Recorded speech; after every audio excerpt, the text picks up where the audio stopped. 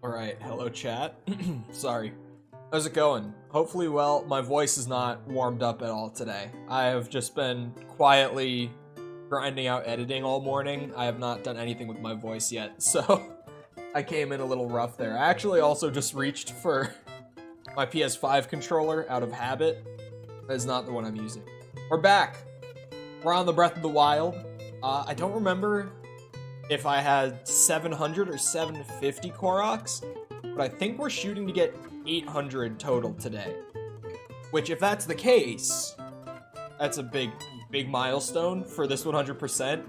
Because then it's like final stretch. Like, we're at the very end of Korok hunting. Once we're at like 800, there's not even that much left. So let me just flip over and get into it and see what exactly I am up to here. I remember the other day I was getting as many side quests done as I could. This one I still have no idea. Oh, I actually forgot.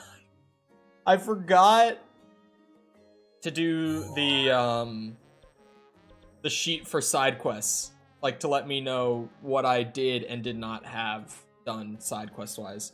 Sorry, I'm like marking stuff off. But hello, Frafa, how's it going? Mark that.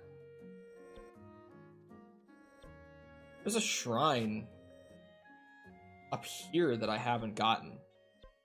This is random.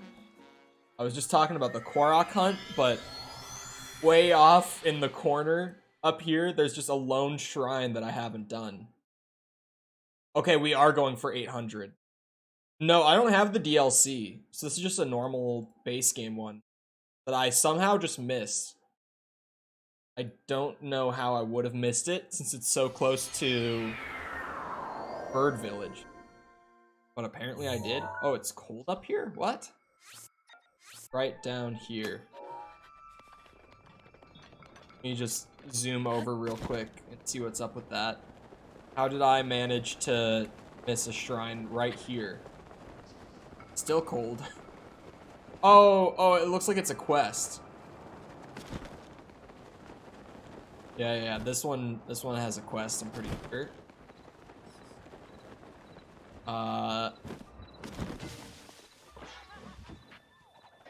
Well, missed half the stream due to YouTube screw up. Yeah, I did see after the stream that that YouTube's mobile app was having problems yesterday.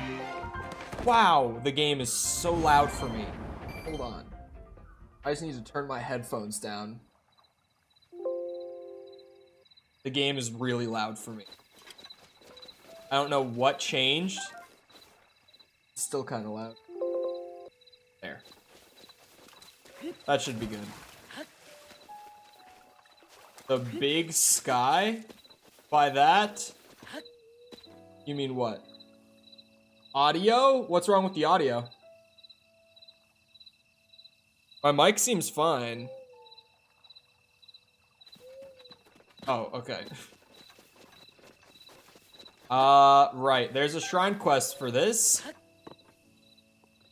Somewhere.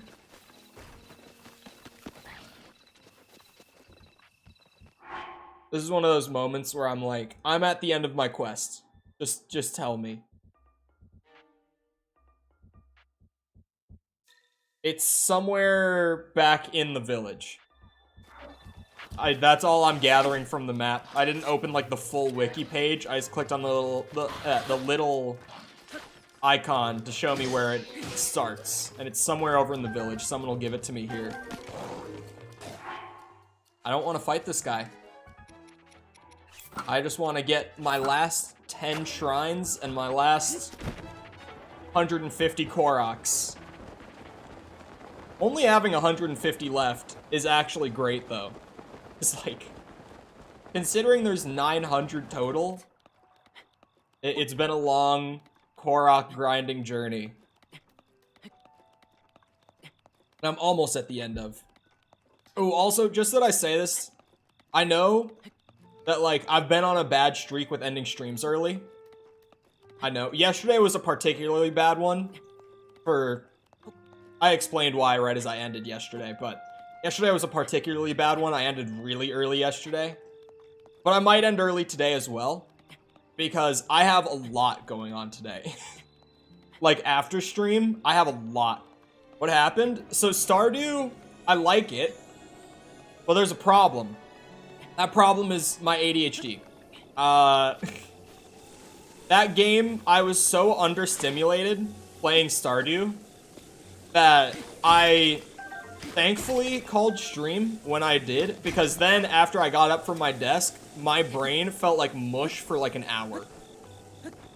And I don't really know how to compare understimulation like to anything outside of ADHD, but the closest thing would be like severe boredom, I guess.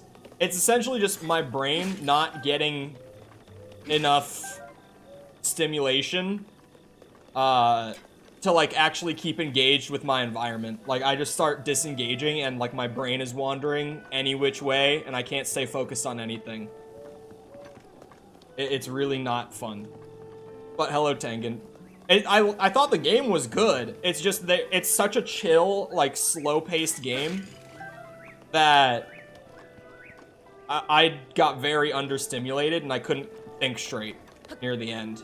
Like, even trying to do my outro, like, I was forgetting what I'm supposed to say and shit at the end when I was trying to end it early. It was pretty bad, actually. Because at first, I noticed it long before I said it, but I was just like, oh, it's probably fine. And then at a certain point, I was like, nope, no, I need to call this. It's bad. Wouldn't be mad if you didn't play it again, though. I thought it was a good game. But it's definitely one that, like, I think I will play it again, but it's going to be pretty few and far between for Stardew streams just because of that. Also, YouTube's little bug was just annoying. The mobile app breaking. That obviously is not fun for anyone. Because not only does that mean that a lot of people can't, like, just watch the stream, it also means that the numbers on the stream are way down because literally, like, I think the majority of YouTube users are on mobile too. Like, a lot of people literally just can't watch. Like, there's a lot of people who would be there who just aren't. I don't know where I'm supposed to get this. I feel like I've run up to everyone here. Let me actually open it up. Let me get the full detail wiki page on it. Talk to Badoli. Where? In Rito Village.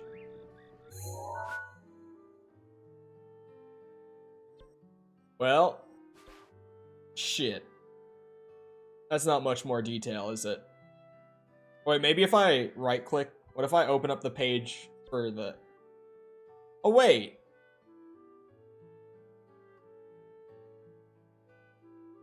I just saw her. Hold on. Has to be daytime? Yeah. I just saw her. Is there a fire? I'll start my own fire. Oh, wait, there is one right here. I was just like, it's not even worth looking for. I always have wood. Oh. Well, now I have a soup ladle as well. But yeah, I almost canceled stream for today just because I have so much shit today. But I figured I'd at least stream as long as I feel like it while I'm here. Like, fully admittedly, once I get to a point where either just, like, out of boredom, I dip, or, like, if I just keep wandering and thinking about, like, the other stuff I have later today, like, I'll just... It's not you. They showed the picture of her on the wiki page, though. Oh, wait, no. It's just another red female bird. Never mind. It's this one, I think. It is.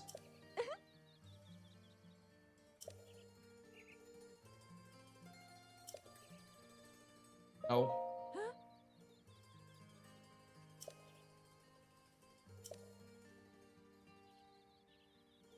Pillar in the sky. What?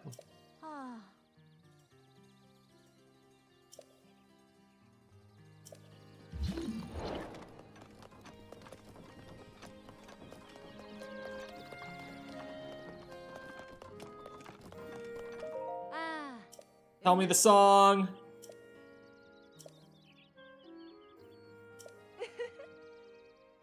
Oh, I should know it.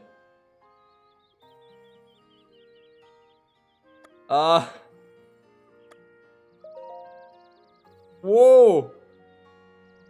Pillar in the sky.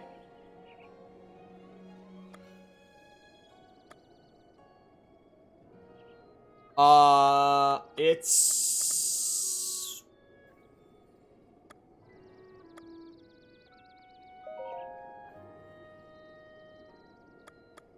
When the sun is high. Oh. That was pretty good.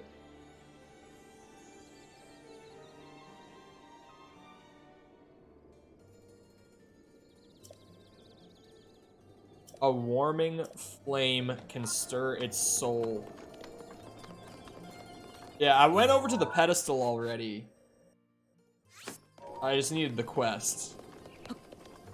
Oh, hello, Jessica. How's it going?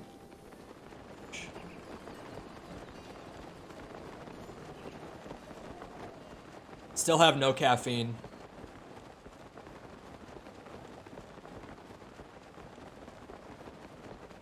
Well, it said something about flame. So, we just start with the simplest option. Didn't work. Or did it? Now that I'm standing on it, it worked. Well, that was actually pretty easy. I won't lie. Out of all the riddles, that one was not bad. Oh my god, wait, was it timing with the shadow from... Wow. Yeah, this. I didn't even think about that. I was just like, shoot it with fire. Step one. Well, that worked out pretty well. I'll take it. This one better be free, because normally you'd have to time skip and everything. There better not be puzzles in here. You wouldn't do that to me, would you, Nintendo? They would do it. Nintendo are not the kindest in this game. Yeah, that's not free. God damn it, Nintendo! Just let me have this, man. Oh, it's just the shadow? It had nothing to do with the fire?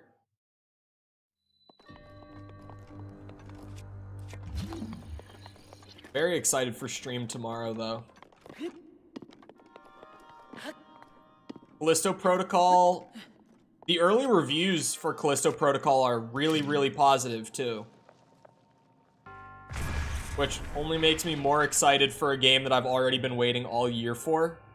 And that the trailers have looked amazing all year for. And that I love the previous game that the team worked on. That this game is a spiritual successor to.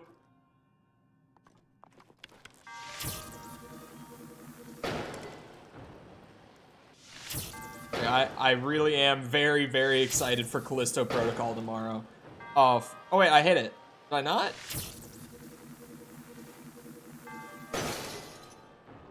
God damn.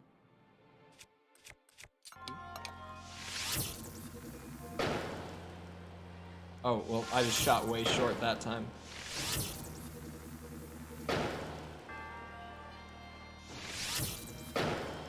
Go. Come on now.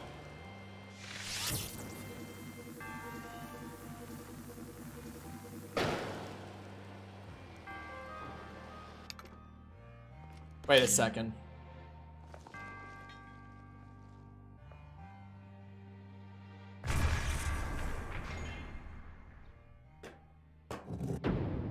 Has inspired me to get all the Koroks in a certain area today. Go for it. Good luck. Yeah, I do plan on doing Tears of the Kingdom when it comes out. But right now, I've got my eyes on what I need to do tonight. I've had what I'm doing tonight scheduled for a bit. So, like, when I schedule stuff out, in this case, like a week ahead of time to work on, I spend so long thinking about it that by the time that day finally comes, I'm like hyper fixated on it all day, which has been the case today. Like 100% that has been my day. Is just thinking about what I'm doing after stream. It's work related, so I'm keeping it hush. Because it's gonna be great, and I don't want to ruin the surprise. But I've had this scheduled for a bit, so I've just been fixated on it. Callisto Protocol tomorrow is gonna be the same thing, where like, since they first revealed that game, I was like, I'm playing that on stream. So now that it comes out at midnight tonight, I'm not gonna be playing it at midnight on stream. I'm gonna be playing it at normal like stream time tomorrow. And I'm really, really looking forward to it. And there's always the thing with like, there are people who don't believe that in the games industry, reviewers will be like paid off for a good review. And that's a valid opinion to have. I'm not one of those people. I very much believe that reviewers do get paid off a lot of the time in this industry.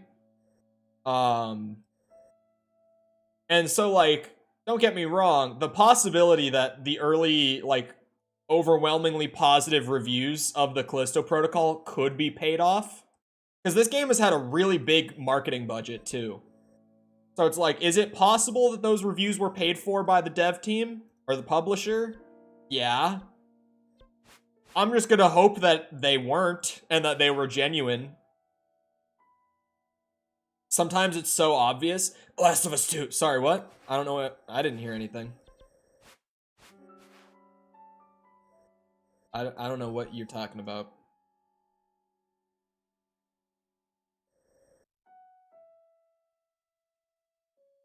I guess I'm not one of those people.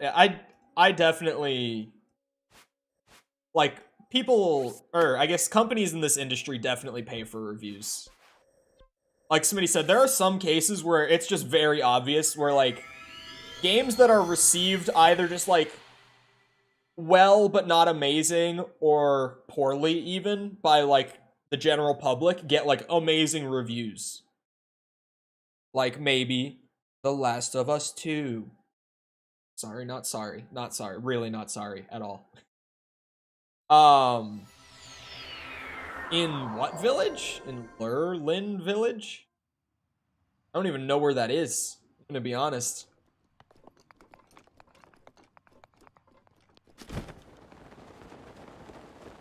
I expect Callisto to be an 8 out of 10.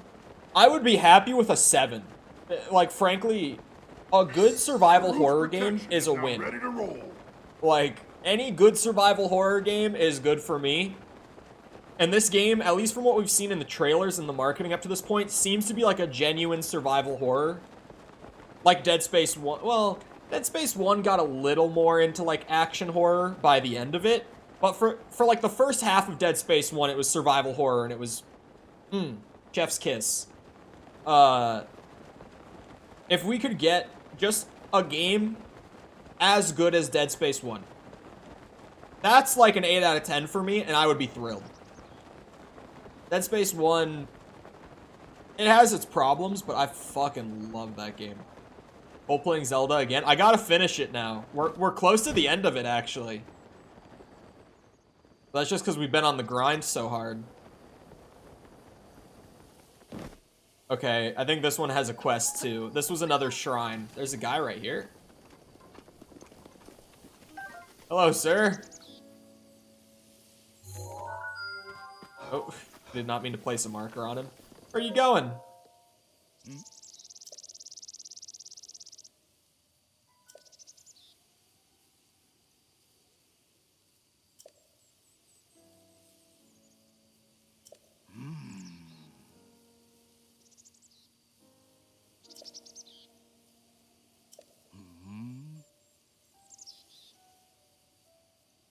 Uh-huh.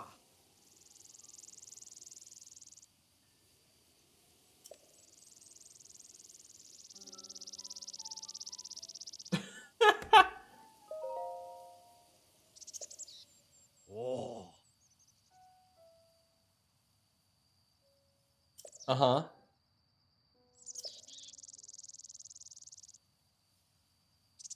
Firm.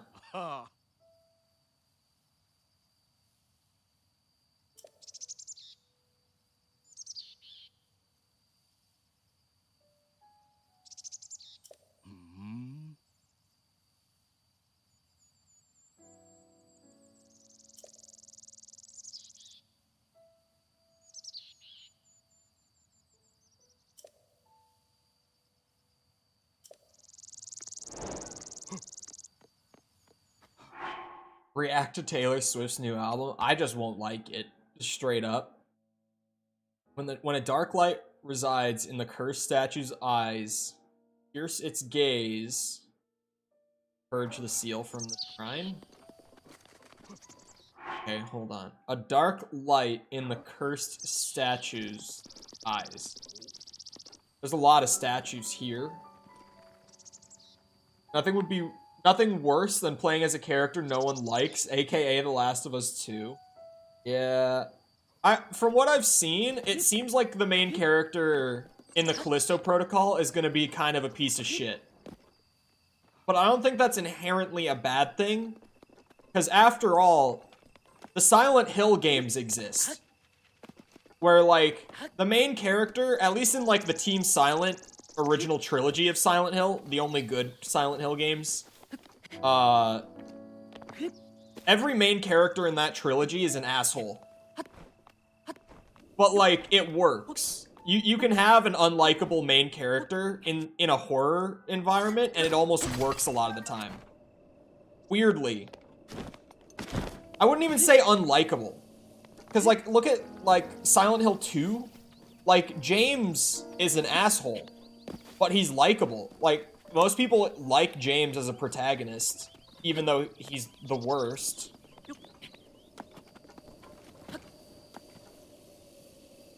Watch every episode of Better Call Saul. The show is mid. I'm good.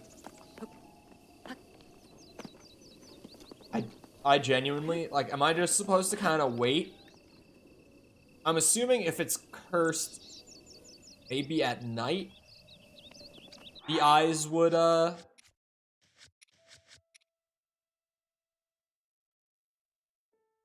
when a dark light resides in the cursed statue's eyes. This is a waiting thing? That's what I thought. Mid. Breaking Bad is great. Better Call Saul is underwhelming, coming off the back of it. I watched, like, half of the first season and called it good.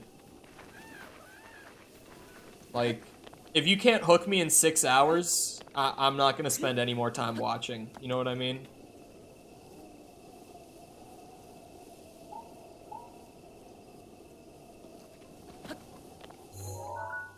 Which one of you is cursed, huh? I know it's one of yous.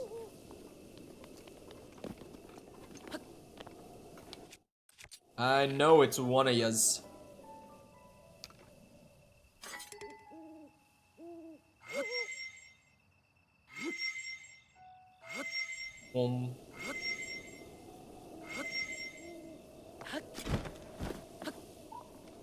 Where? It's the cursed one. I might put a fire down and go to night. I don't know. I think it might be worthwhile. If it's a cursed statue, the curse more than likely comes around at nighttime.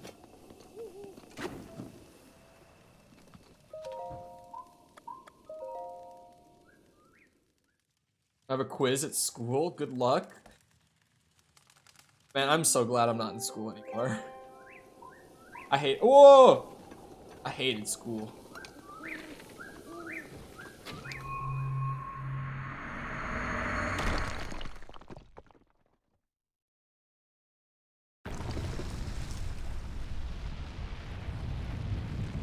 Want to watch the new Willow series, but not until... What's the Willow? I've heard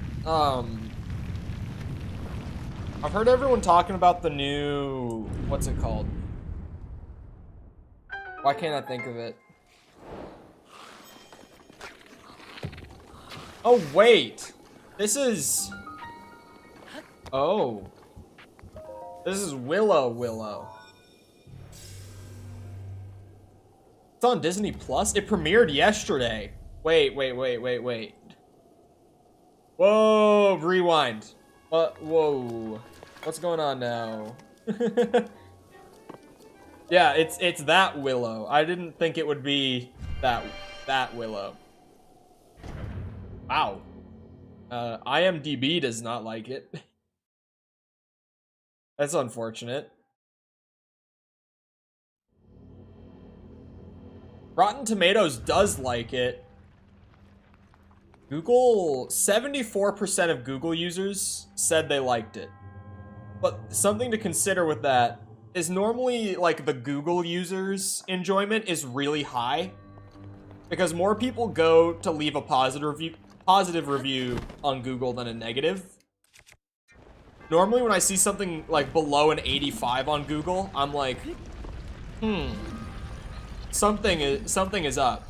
And it's not always that the series or the movie or whatever is inherently bad, but a lot of the time it's like, is there something about this specific show or movie that people are really not liking? God, I don't know who's cooking upstairs, but it smells good. I'm having one of those moments right now where someone is cooking something. I mentioned it before. The vent that's right above my desk goes up into the kitchen. So when people are cooking, I can smell it very strongly. And when that cooking smells good, I just have to sit here and smell it for however long. And suffer. I don't know what that is, but it does smell really good.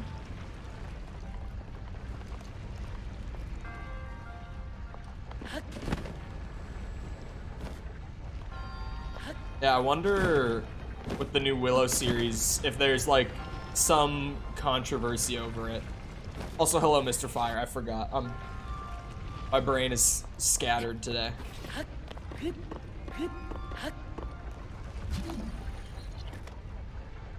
A lot of Callisto Protocol hype in my brain right now.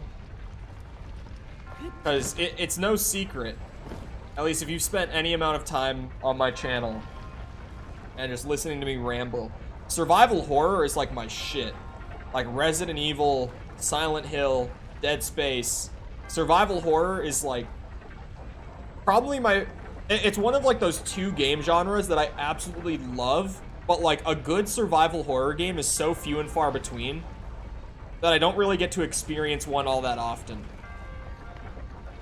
It's like immersive sims and survival horror are those two game genres for me that like I love them, but it's just so rare that like an actual good game comes out in those genres. Because it's actually kind of rare that any game comes out in those genres. They're not very marketable. They're very niche genres of games, so they don't normally get made all that much. With both of them, you get a lot more indie entries in the genre than AAA. This is a weapon. Get rid of the soup ladle I accidentally grabbed. This is a shrine. It's a quest shrine here.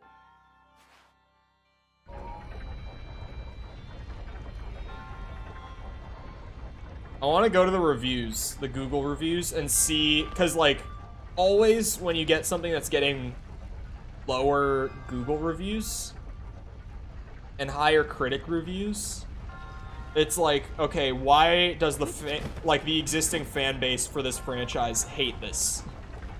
Which is always the case. Wait, they dropped episodes 1 through 7 yesterday, or did IGN just get to watch a bunch of it early? A 7-episode premiere is actually kind of crazy. That's a lot of episodes to premiere. Words are hard. I'm thinking too fast is the problem.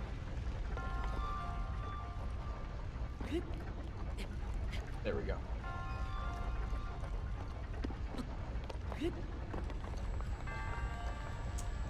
Oh, well that was good timing.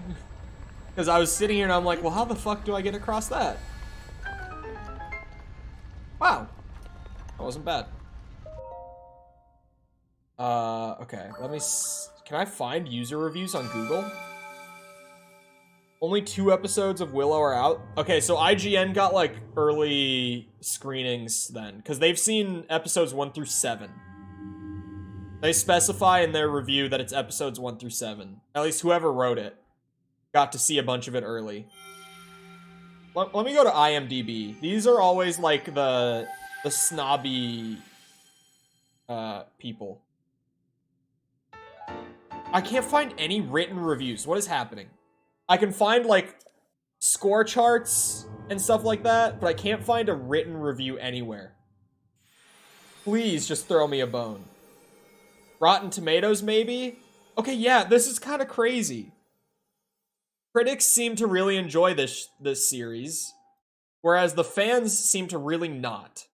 On Rotten Tomatoes, it has an 84% with critics, which is a pretty good score, but it's got a 38 audience score.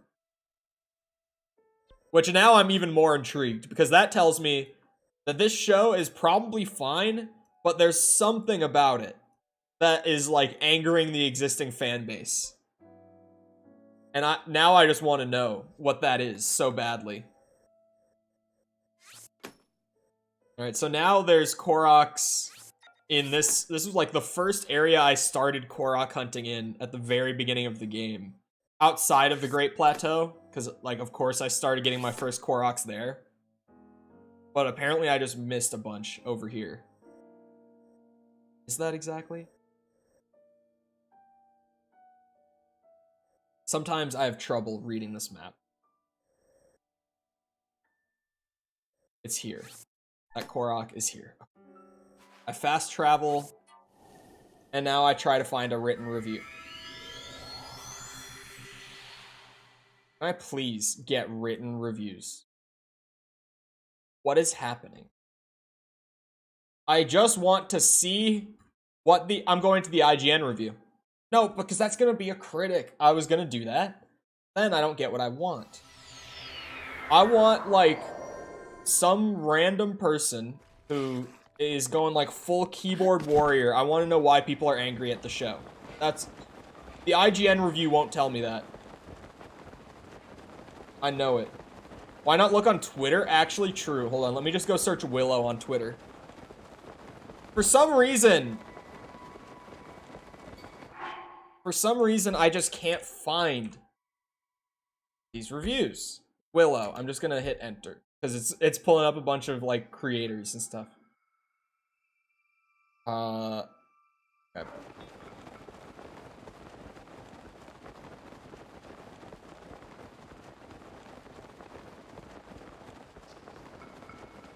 Uh-oh. That can't be the reason. This has to be like a small amount of people. Apparently there's a gay relationship front and center. And there's, of course, in like, it's popular nerd culture. So of course there's at least a small group who are upset about it. Because... Yep. Of course there is.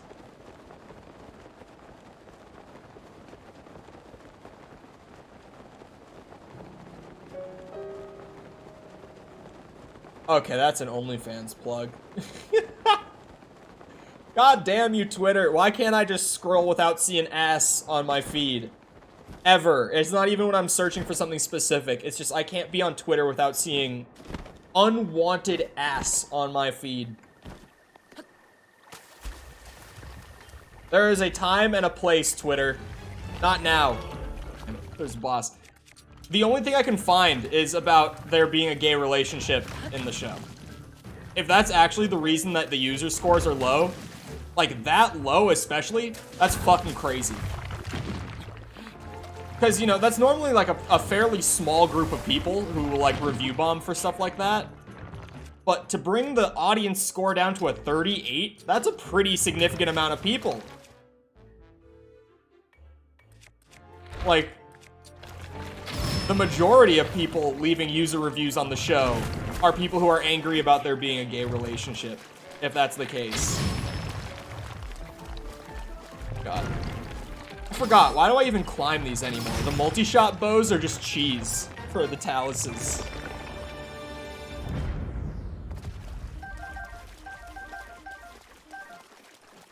That's genuinely all I can find, though. Saw an endless thread of men in their 40s complaining that Willow has gone woke and Disney has once again destroyed their childhood. Yeah, apparently that's it. People are just saying that it's super woke because there's a gay relationship in it.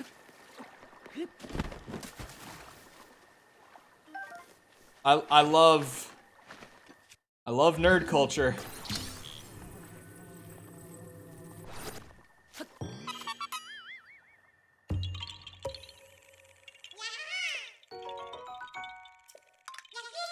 Yeah, that's ridiculous. That's way less entertaining than I was hoping it would be, too. Like, there's always... A lot of the time with these sorts of controversies, it's like super, like, neckbeardy, like, small nitpicky things. You know what I mean? Like, people who care a lot about the franchise, and there's just one very small, like, thing wrong, and they get super upset and, like, review bomb it. I thought this water was gonna be a lot deeper, I'm gonna be honest. I didn't think it was this shallow the whole way around. Got windmilling mammary glands. That's about what I got. That's about what I got. Who could win a fight? Arthur or RDR1 John? I would go with John in that case. By RDR1, I mean, keep in mind, John is such an effective killer by the timeline, like, point of view in RDR1 that the government blackmails him into hunting down his own gang. Like, the government holds his family hostage against him to kill his own people because he's that good of a killer. That they were like, well, why would we do it ourselves if we could just make him do it? And then kill him anyway. Sorry, spoilers.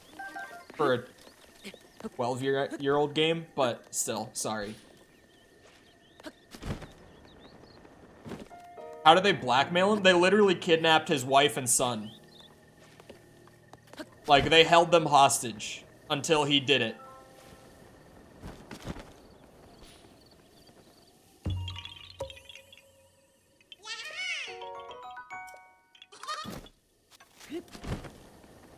So yeah, I would go with John in that case. If he's that good at bounty hunting, I think he's got it. As much as I love Arthur too, especially by the time you get to RDR1, John Marston is just more of a badass than Arthur Morgan was.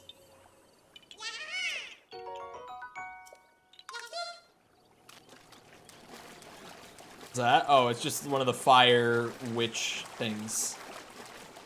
I need my climbing gear. I love that for the majority of my time spent in this game, despite having all of these cool armor sets, I just kind of swap between the climbing and the swimming armor. And then I occasionally put on the Guardian armor when I'm fighting, like, a test of strength or something. But I spend pretty much my whole time with the climbing gear or the swimming gear on.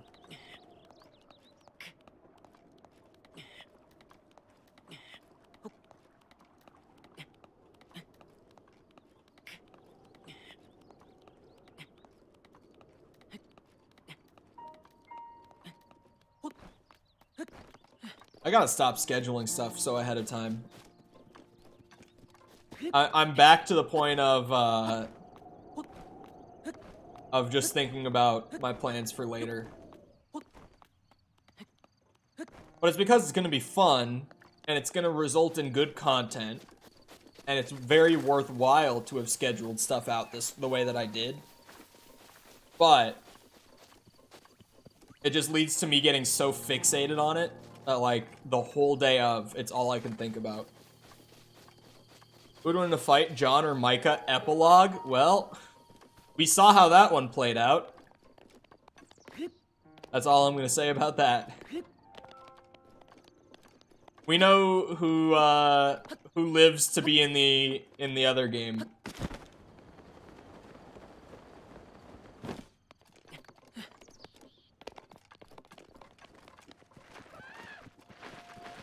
Like, John and Arthur is actually a good hypothetical because they never fought. But if you ask, like, John, and honestly, the majority of the gang, it's like, we kind of know in that case. Like, if you ask John or Bill, it's like, we know who won that. John or Javier, John or Dutch, we know the answers to all of those questions. We know what happened to all of them.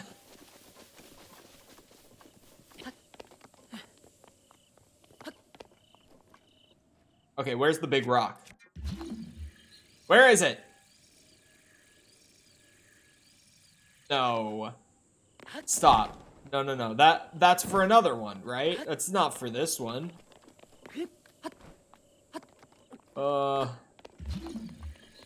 There's more boulders up here, right? Oh, no. Uh-oh. This is going to be something. Sean or Pearson? Definitely Sean.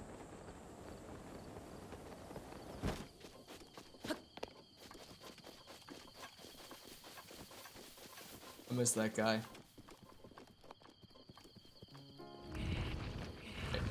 Get me a boulder down at the bottom. I could have tried to just bowl it straight in from back there, but that honestly probably would have been way harder than just doing this. How many hits do we think? I'm gonna go with 6. I think that was 6. 6 was not enough.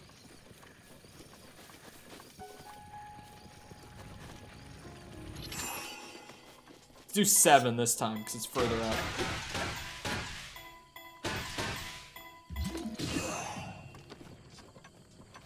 That was really close. If I had done 8, we would have been golden.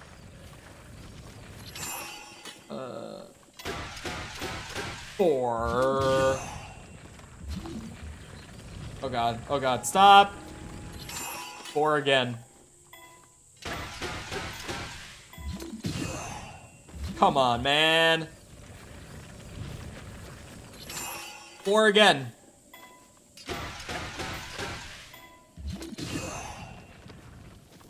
I think Hosea's was the worst for me.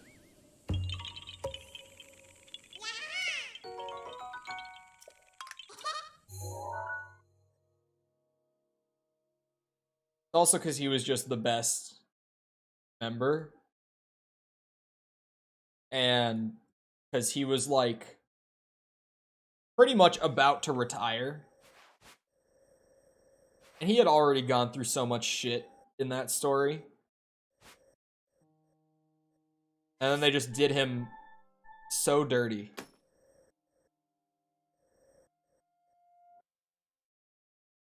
John versus Dutch, main story.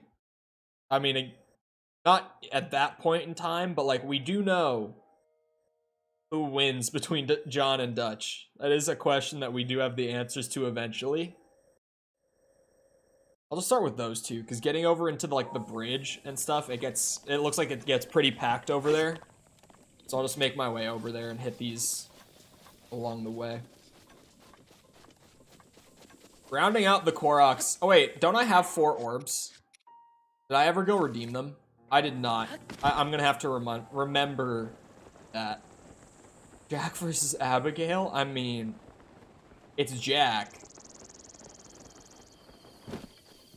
Does Abigail... Is there, like, any mention of her ever doing anything outside of just, like, kind of small robbery? Like, small, like, baby Jack, pretty much?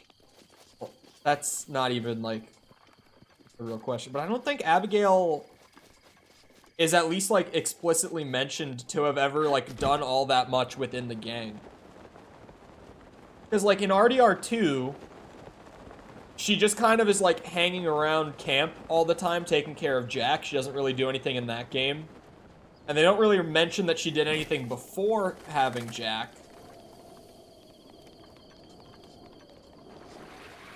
And then in RDR1, she's kidnapped the whole game.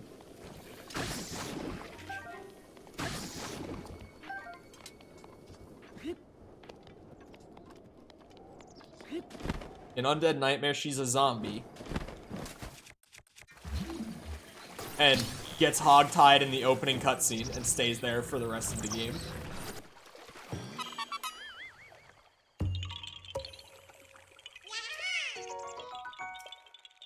I don't think Abigail is ever, like, mentioned to have done anything, really. Like, I would assume that she does what a lot of the other women in the gang did, where they just kind of would, like, go out to town and, like, rob drunk guys who are just out and about. My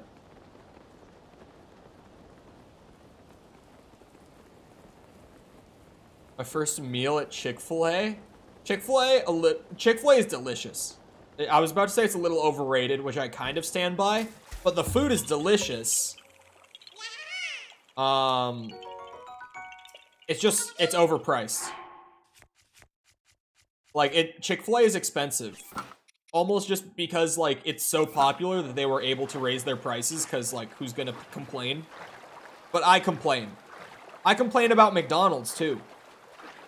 It's my go-to. Now, it's really delicious, but for me, it's like, I don't want to spend that much on fast food. You know what I mean?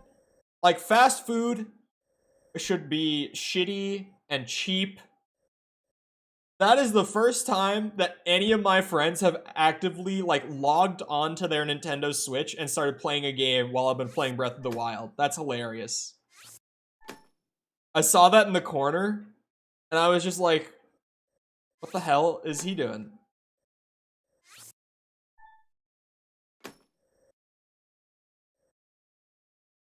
Wait, something like buried. There's another icon under that Korok, but I only have... Is it a trail? This one might just have like a really small trail that I have to follow for it. Because it's a white marking under it. But I only have Koroks and shrines enabled on the interactive map. So it must just be a trail. It must be like a flower or something like that I have to chase around. But the fact that there's like 10 Koroks along this bridge is kind of crazy. It's not quite 10. It's like 9. But that's still like... That's a lot for one bridge. I don't mind, because it means that I can get a bunch of them super quickly.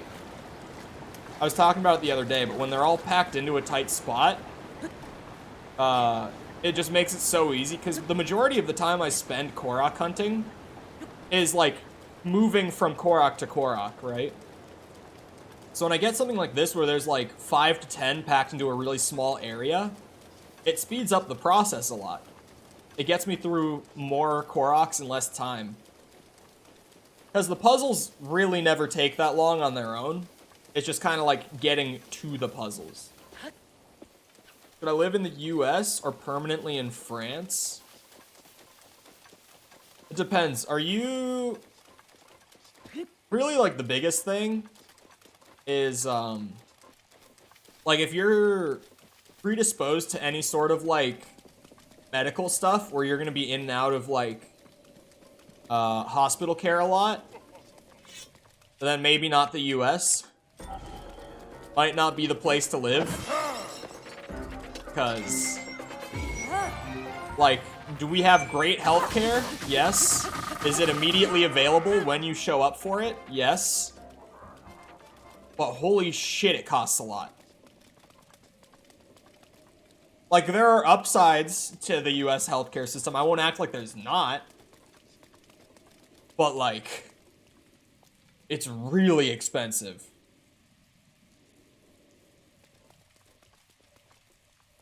Is it under? I'm gonna have to, like, climb to the bottom and the top of this bridge over and over again. That might slow this down, actually.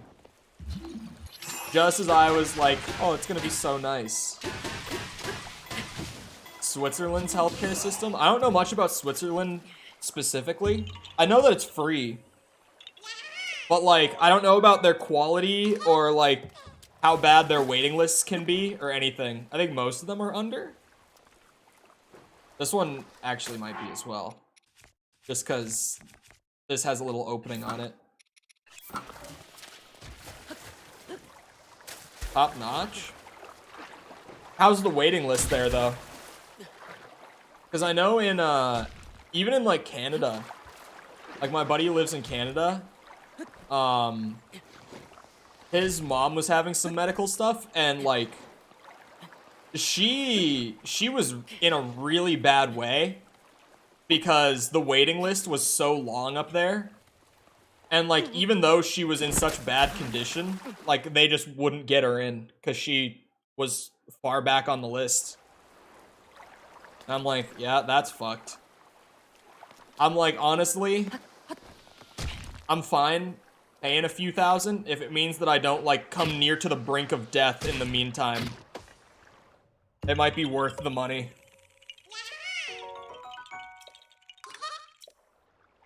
Alright, well, that was a lot easier than actually trying to climb up there.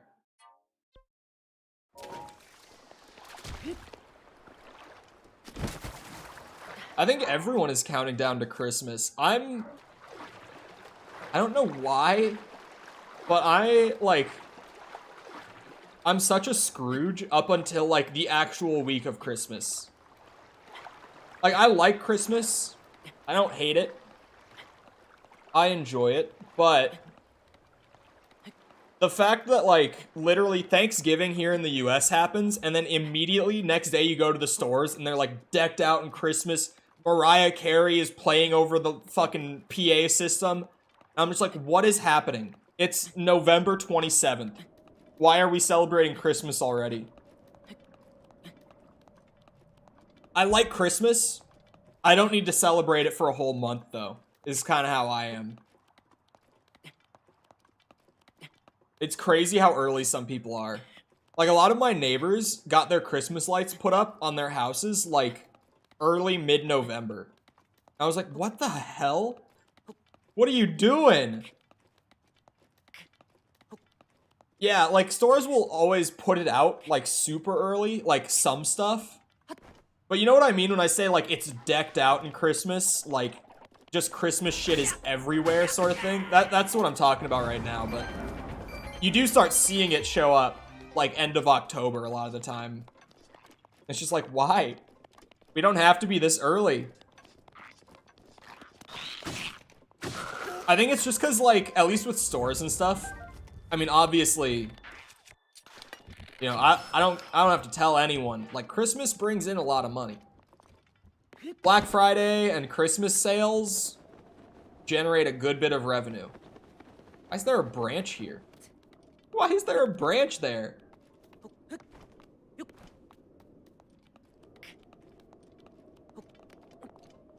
This one I'm gonna map because I don't like doing the whole up and down thing. Pick up.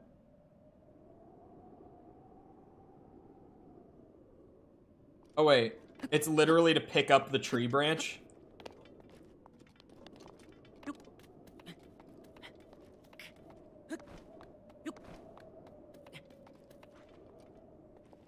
Was it lower? Oh, no, it's right here. I see it. For what? Okay, context. I was, like, trying to walk around, and Link started, like, slow walking. Like, I couldn't move fast. And then right as I came up to the corner, he started running again. I don't need to have this many ancient weapons. You literally get a Korok for picking up a branch. You are fucking kidding me.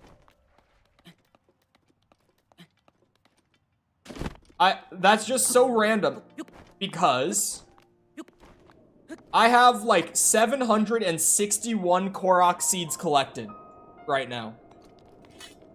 Not a single one has been like, pick up an actual weapon and it'll just give you a Korok type thing. That's the very first time. I've never seen that. I don't even want that. Unless this Korok is from accepting the spear in the chest, of course. It's probably just on top of the fountain. If I had to guess. Yep. There it is. That is so random. I bet that that will be the only one, too. They were laughing to themselves. They were like, after all this, they're gonna get to 899 and no one's gonna know about picking up the tree branch. It's gonna be so funny. Oh yeah, here we go.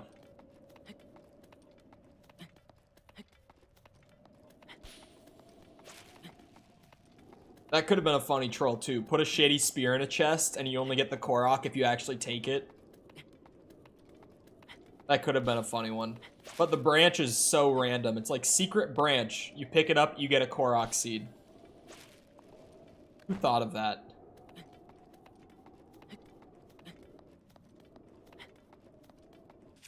I have to use the branch until it is no more. God. There we go. I thought I was gonna fall off at like the very bottom of it. I was gonna be pissed too. Alright, check those off the list. There's still one more on the bridge, and then another one like out in the water. One right over there. I don't know if this is gonna be on top of the bridge or under it. Out here. And one back on this shore again to loop me around. Hold on, did I... Okay, I got that shrine. I did not get the Korok on that island, though. Yeah, there's the Korok. Right there. See it. It's the rock.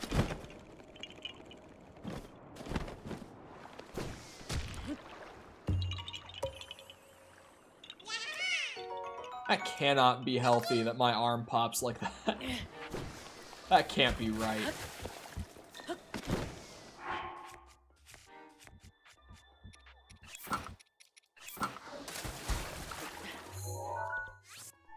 My mic probably didn't pick it up. But when I twist this arm like that, it's consistent. It pops. And it's loud.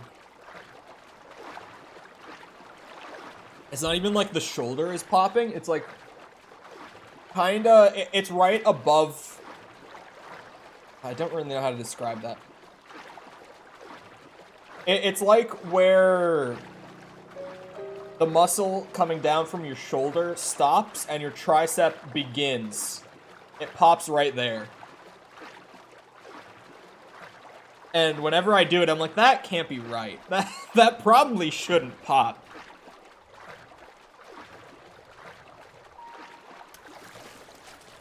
But it does. Oh, I see the little pinwheel thing out there. Wait, there's a box? Whoa, whoa, whoa. What's going on with this Korok? What is this? Oh. That's unique.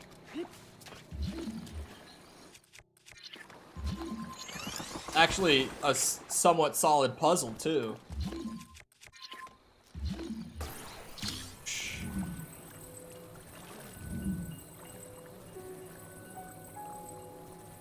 I just drop it there. It's good enough. Better than the tree branch? Tree branch is bullshit. That's not even like a puzzle. That's just... Yeah, if you do this thing... Sure. We just give you a Korok. Pick up this random branch hidden under the bridge. It's not a puzzle. That's a secret. But needing to use the ice to be able to use the magnet, it's like, there's layers to this one. Tree branches W. Has anyone here played a Silent Hill game before? Speaking of puzzles, I was talking with a friend about this last night. How fucking bullshit Silent Hill puzzles are. I have no idea how I managed to complete the original Silent Hill when I was like 4 or 5 years old, however old I was. It was right around there. I was either 4 or 5 when I first completed it on my dad's PlayStation. How the fuck did I manage? Those puzzles, to this day, every time I go back to the original Silent Hill, so hard. Like, I will sit there for like 30 minutes at a time, completely unable to make progress, and then I just search it.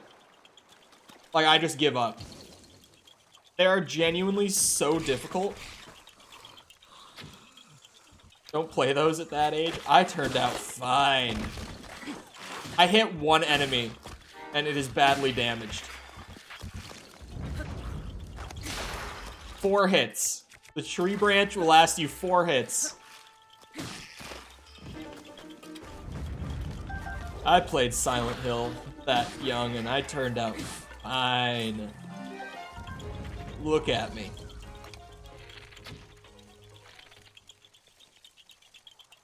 Oh god. Fuck.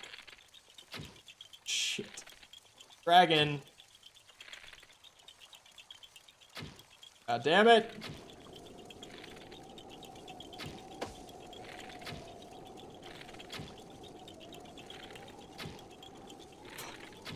I keep thinking it's gonna like go in a straight line towards me. Oh, there we go. Are you lying? I'm not. I've talked about it before. I played games at ages that I should not have been allowed to play them at. And I'm very glad that I did. But I fully recognize that I should not have. And once I had a buddy ask me, that you're fine. What do you mean? I think I turned out great. I had a buddy, I talked with him about this once. He was like, would you let your kid play like Resident Evil and Doom and stuff at like 5? And my instinctual reaction, like, because this came out of nowhere, we weren't like talking about it beforehand. It was just like general conversation. Like, my brain just fired off, and I talked way too fast before I even thought about it. And I was like, yeah, of course. He was just like, you would? I was like, yeah, I did. He was like, and you think that means that it's okay? And I'm like, well, now that you put it like that. Just because I did. Because also, what I don't mention enough about that is that scared the shit out of me as a kid. Like, I got the craziest nightmares from playing that shit when I was little. That scared the shit out of me when I was a kid. But I think that's kind of why I love them so much. So, the first Silent Hill is still, like, genuinely a scary game to play. Like, that game will genuinely just trigger anyone's anxiety playing it for the first time. Like, Resident Evil, the old PS1 Resident Evils are, like, slightly creepy at most in like, the areas where they are, but normally not bad. But the original Silent Hill is like, yeah, that shit's kind of spooky. Well, I didn't make the swim. Even with my full Zora armor and max stamina, I couldn't swim across the lake. Just give me something, man. Oh, I hit him. Thank you. If he's just gonna be chilling here, and I'm just gonna be chilling here, I see no reason to not just, you know, grab a little dragon part.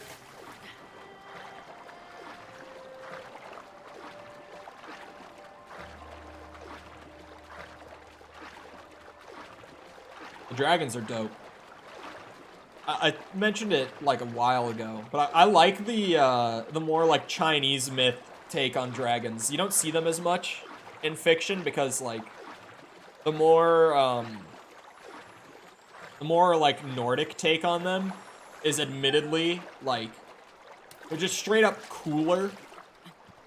Like they are way more badass, way more intimidating. There's something really cool about like the Chinese style dragon that just like floats through the air like that. I like both. It's It's not confusing at all. Wait, I've never even seen that. Did he just open a fucking wormhole that he's gonna disappear into?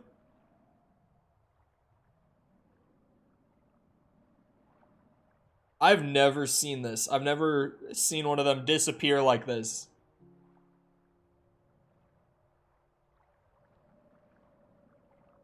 I want to see how they hide it.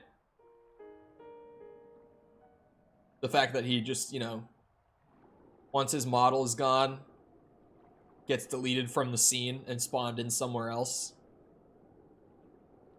They actually hide it pretty well. You know what? That's pretty acceptable.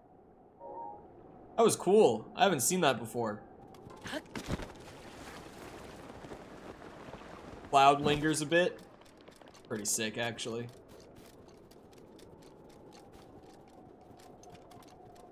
I love that my buddy just opened Mario Kart at like 12:45 p.m. on a Thursday. I wonder if he's playing with his roommates or something. He must be.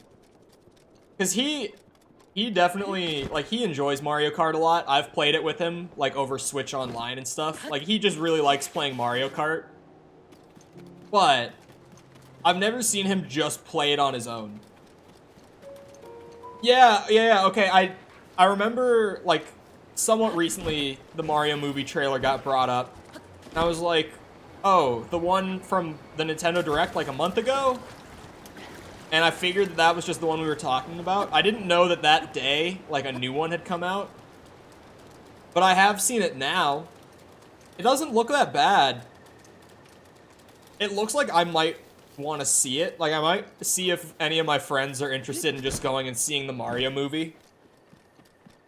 Because I fully expected it to be kind of like full-blown, like, kids movie. Like, Minions level. Like, fart jokes left and right kind of kids movie, right?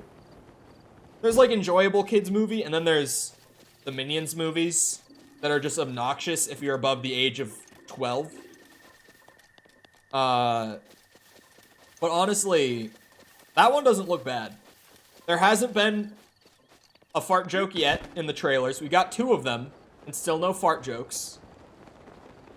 I might actually have a small bit of hope for it. I have seen so many people on Twitter who are down bad for Peach in the movie, which I think is something. I weirdly, like, the first day of that trailer being out, I didn't even know it was out. And then I saw it, like, I watched it, and then my Twitter feed seemed to, like, also pick up on the fact that that trailer had come out. But yeah, I've seen a lot of people posting thirst for Peach in the new Mario movie.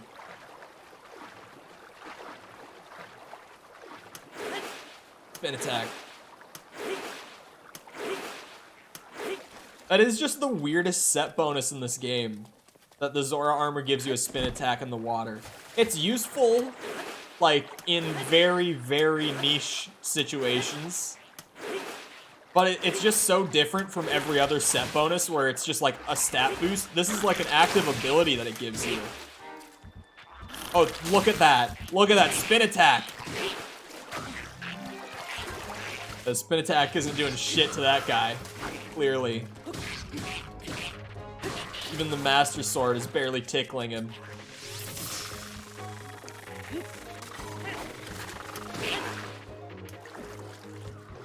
Come here. You aren't ready for another spin attack.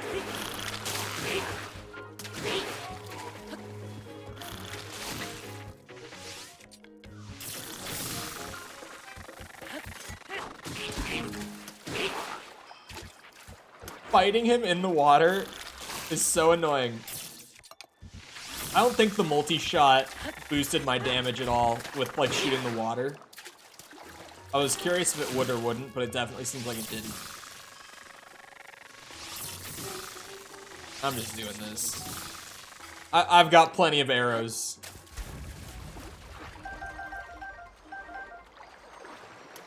I love that they drop Sapphire, though.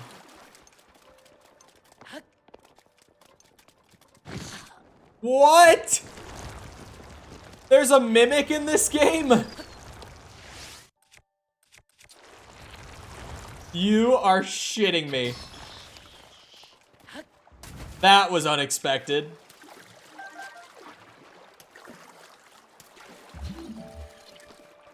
The chest. Uh-oh. What? Was the chest the Korok?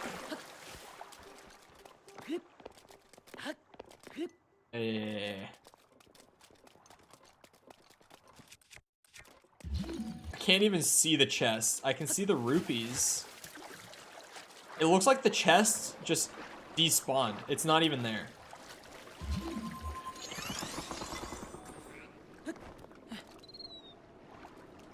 Another one in the desert? Interesting.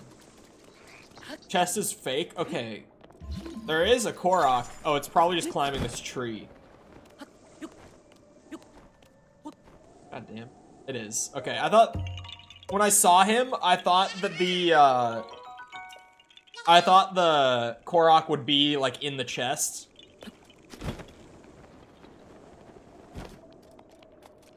The Mimic is new. I have not seen a Mimic before. The raft? I don't have a leaf. The raft is only useful if you carry a leaf with you, which I don't. I have the Zora armor,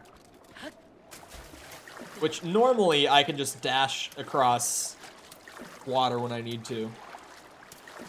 Swimming across, like, all of Lake Hylia is not viable, but this is about as good as using the raft, honestly. Korok here. But also, hello, Blubber. How's it going?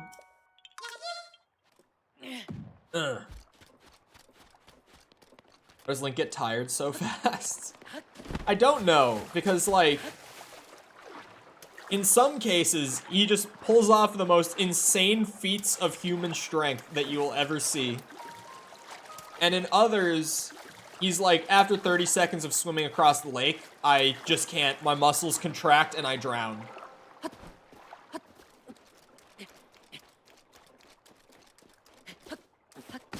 That actually would have been a really good way to spice up the occasional Korok, like with the Mimic. I think I probably would have put a Mimic with a Korok in it if I was on the team for this game. At least one. Because that's like a fun little curveball for people who are Korok hunting. Link has asthma, it explains a lot. Yeah. Because, like, the fact that he gets so winded from swimming so quickly, it's not normal. Even with max stamina, it's like the average person could probably swim across the lake for longer without drowning. Why did that give me so much time? It gave me a lot of time for only being that far away. Anyway, let me mark those off.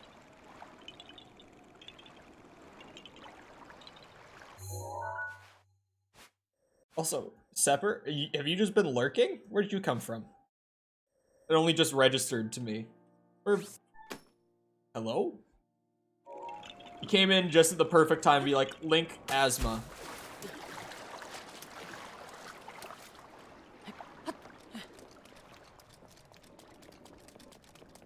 Stomp. Opening statement? Okay.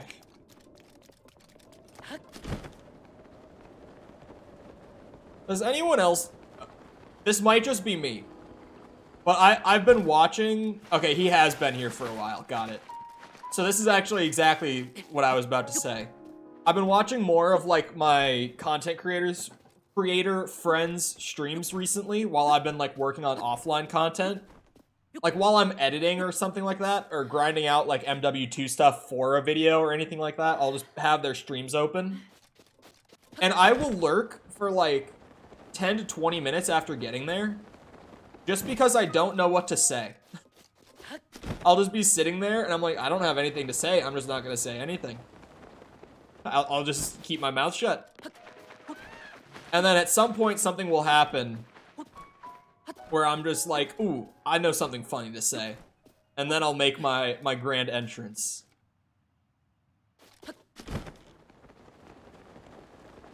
Link swims very fast, though. I mean, sure. But even the fastest swimmers have some of the best endurance. Have you seen the physique of, like, competitive swimmers? Like, actual, like, high-level competitive swimmers? Those guys are in shape, dude. Holy. Like, they're very lean, but it's like, god damn, you are just shredded. Like, wow.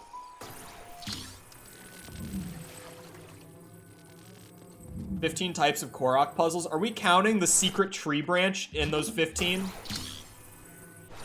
By chance?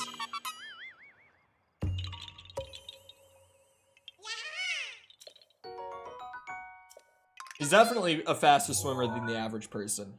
I would agree with that.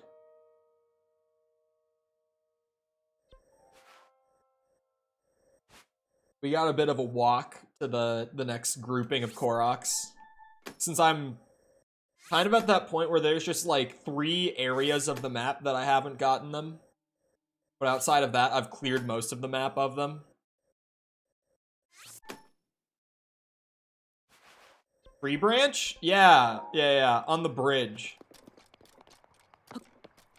I just got it. You have to, like, climb down to the little ledge under that bridge, the big one. There's a ledge over there. And there's just a tree branch sitting on it, and when you pick up the tree branch, it gives you a Korok seed along with it. Is that counted in the 15? Because I was saying, like, that's not really a puzzle as much as it's just a secret.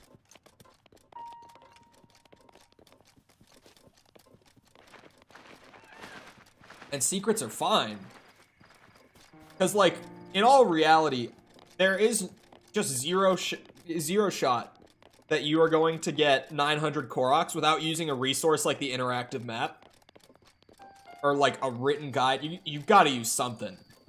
Like, no one's gonna play enough Breath of the Wild and explore so thoroughly to find all 900 completely on their own. That's insanity, right? So, like, secrets are fine, considering that someone out there will find it and share it. But that one is the only puzzle of its kind. I kind of figured it was. Because I was like, I have, like, almost, I would say right about now, like, as I speak, I've probably got around 775. Total Koroks. And that's the first time that I have seen, like, pick up item, get Korok as bonus sort of thing. The waterfall completely validates my attempt to say it's not that unrealistic. I mean, the waterfall is with the mystical powers of the Zora armor. Of course. The innate ability of the armor to give you fish powers as soon as you wear it and fly up a waterfall at high speeds.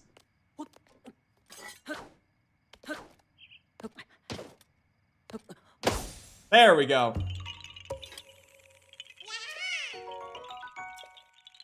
I'd scale a waterfall. It is super funny. I remember the first time I did it, I was just like, wow, that is something. That you can just fly up a waterfall. Impressive. His climbing is impressive, at least. His ability to just scale mountains, and for the amount of time that he can hold on. His first waterfall climb? That would be a pretty early one. Don't know. I would guess that would be around... My guess would be something around, like, 5. But it could have been even earlier. Like, it could have been, like, 4. I don't know. I don't remember exactly how early I went to Zora's Domain. It all feels so long ago now, because I started playing this, like, end of September, I think. Or no, was it early October? I don't actually remember when I started this. It was either, like, late September or early October.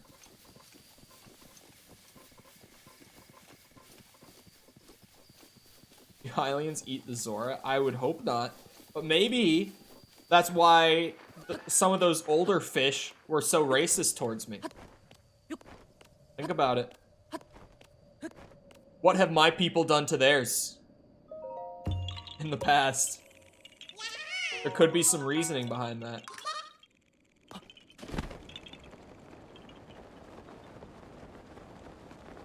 Zora do eat fish? That is fucked. That ain't right. That Zora eat fish.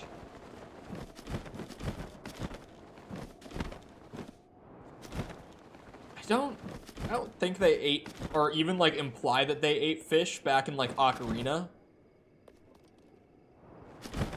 But also, like, Ocarina was just very different. In terms of just like the way it did its world building and everything. Like, they really wouldn't have done much of like, these people eat this kind of food, the way that Breath of the Wild kind of subtly throws that stuff in. Like, Ocarina just didn't do that. Although there is, like, in Zora's domain in Ocarina, there's that little puddle of fish that you can find at the bottom. And you can put one in a jar, and you give it to Jabu Jabu as a sacrifice to get him to open his mouth. So, whatever that says about the Zora, it says something. I'm not gonna be the judge of what exactly, but that certainly says something.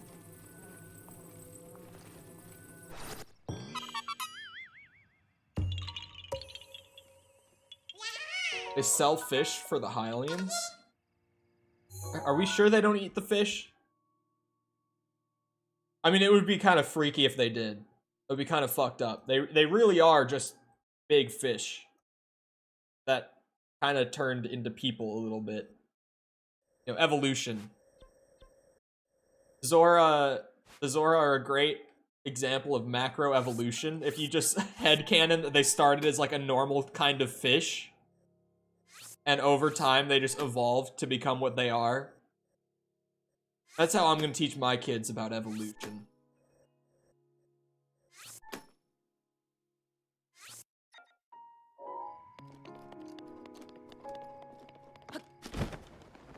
Plenty of fish eat other fish. That's true.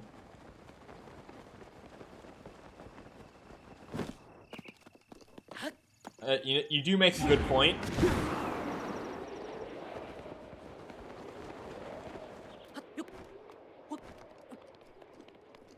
Their diet is the same with other races? Oh, really?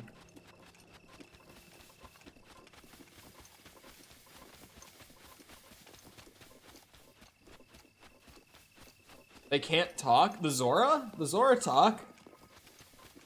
Or do you mean pigs?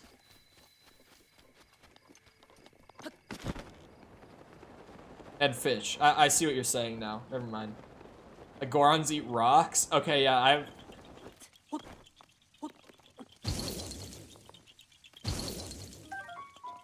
God damn. Hello? Oh, is this one of those ones? Yeah, they appear and disappear.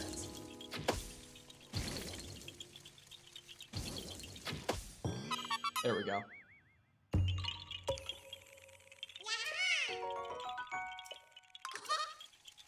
The Mifa joke. You just couldn't hold it in, could you? I didn't even think of it, for the record. I didn't even think to make such a joke. That one was all you.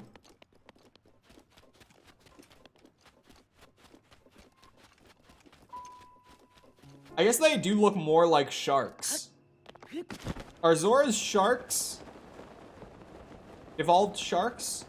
In Ocarina, they look more like just fish, but in this, they look a lot more like sharks. Now that you bring that up.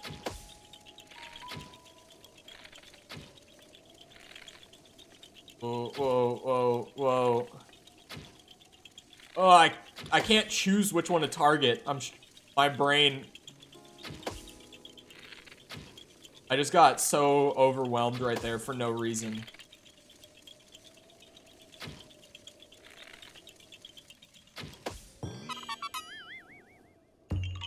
Oh my god. Wait, I have to see this. I have to see Google autofill.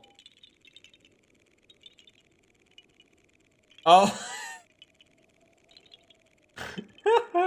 It does. If you type in Can Zora, it's not like up at the top. Actually, it is. Because everything else is Zorua? Pokemon thing? The only autofill that was actually Zora was, can Zora mate with Hylians?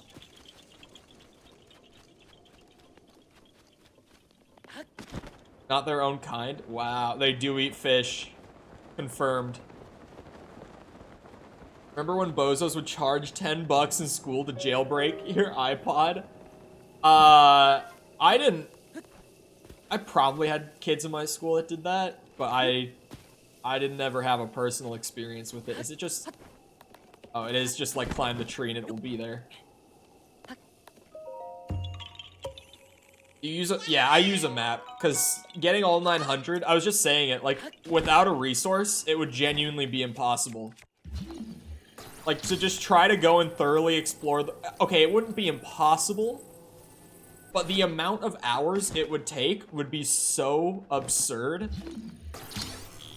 would be like the kind of thing that you dedicate the rest of your life to playing this game and Korok hunting to do. To genuinely try to find all 900 completely on your own would be crazy. It also says Rito's favorite food is poultry. What? What is with this theme of, like, pseudo-cannibalism with the Zelda races? What is this? The Hylians are the only ones that aren't just, like, kinda, sorta cannibalizing themselves?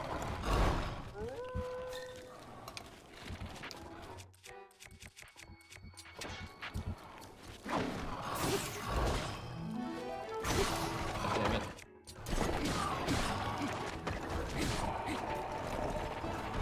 We also eat meat-based food, but not like people, or even, I guess, if you want to do like the comparison to like Rito eat poultry, Zora eat fish, we don't eat like apes.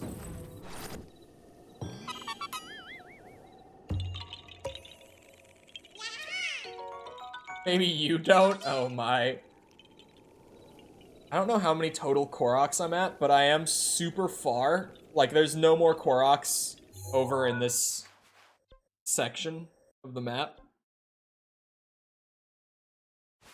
Traveling down this way. So, a fast travel is in order anyway, which will give me the total Korok check. Indiana Jones had to eat 8 brain? I forgot about that.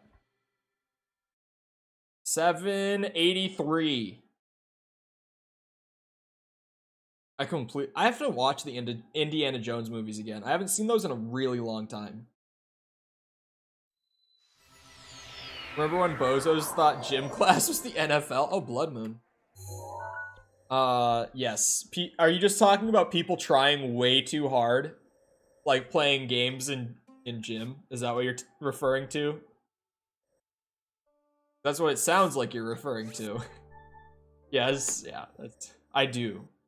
Even, like, in high school, I took team sports as an elective, one semester, with a bunch of, like, friends of mine, and one of my buddies in high school, like, he was very try-hard in this team sports class, and I would make fun of him, and he would get so angry.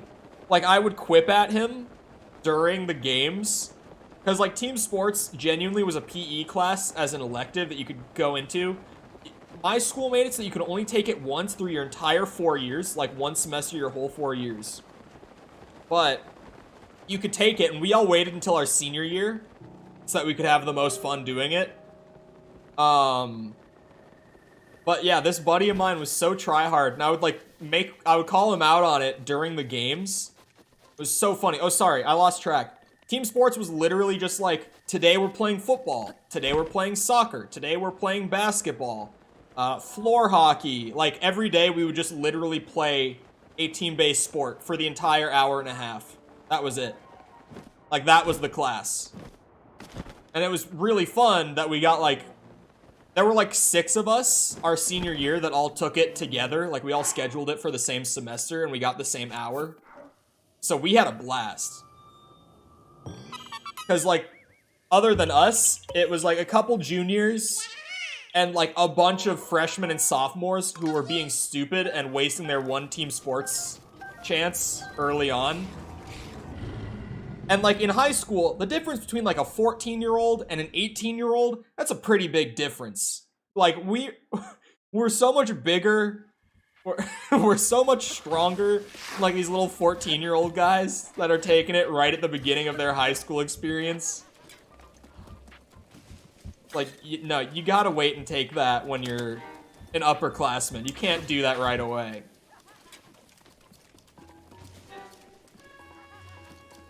Only slightly less dumb? True. Well, dumb, I would say equally as dumb. Just, different kinds of dumb. Between a 14-year-old and an 18-year-old. The difference between 14 and 18 isn't that big, R. Kelly. R. Kelly might disagree with me. It's a pretty massive difference between, like, a 14-year-old guy and an 18-year-old guy.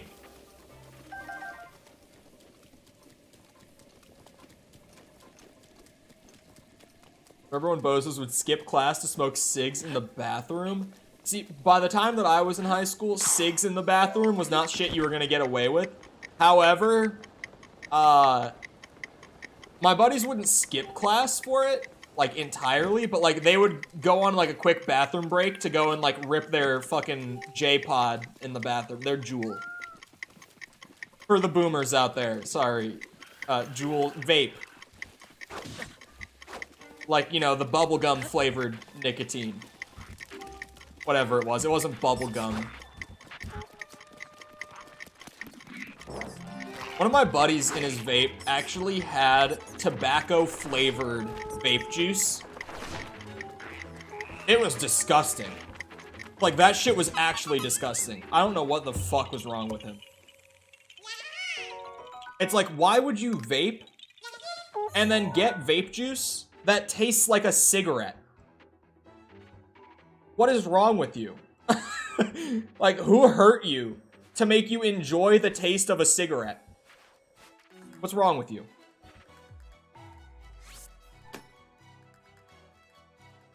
It was so gross. It was like, it's not that bad, try it. I did, and I was like, ugh.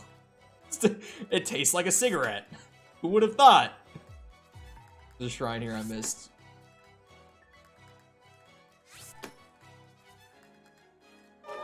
Actually, during our senior year, speaking of vapes, this was actually, like, so weirdly timed in the state of Minnesota. About halfway through our senior year, they changed the smoking age in the state from 18 to 21. So, like, beginning of the year, everyone's turning 18, everyone's, like, buying, like, going to the smoke shop and buying vapes and stuff for themselves. Or cigs. We did have some people who smoked cigs, but mostly vape. And then halfway through the year, they changed the age, and we could no longer buy it. It became illegal again, right after everyone started. I never... By this time, I had already, like, quit drinking and smoking. But... I still, like, when my buddy is like, yeah, dude, it's tobacco flavored, it's not even that bad. Like, I have to try it. I get too curious about those things. I'm like, how could tobacco flavored not be bad? Sure enough, it was bad. Sell vapes outside of the high school. I had not necessarily buddies who did it, but, like, I knew people who, like, sold vapes and vape juice and stuff like that to underclassmen in high school. I knew those guys. They made money off of it. Does tobacco taste like it smells? Worse. Worse. God. Some people might disagree and be like, no, it's about the same. I would say it tastes worse than it smells. It's pretty nasty.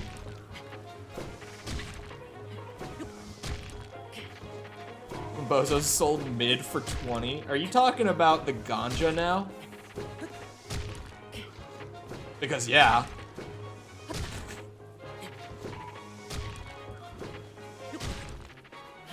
Oh, for fuck's sake, man.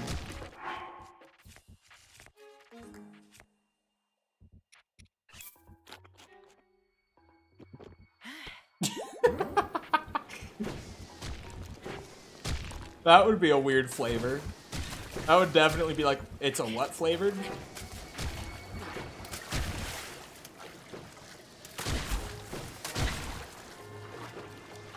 Love those remember when conversations. Remember when people actually just had fun playing games?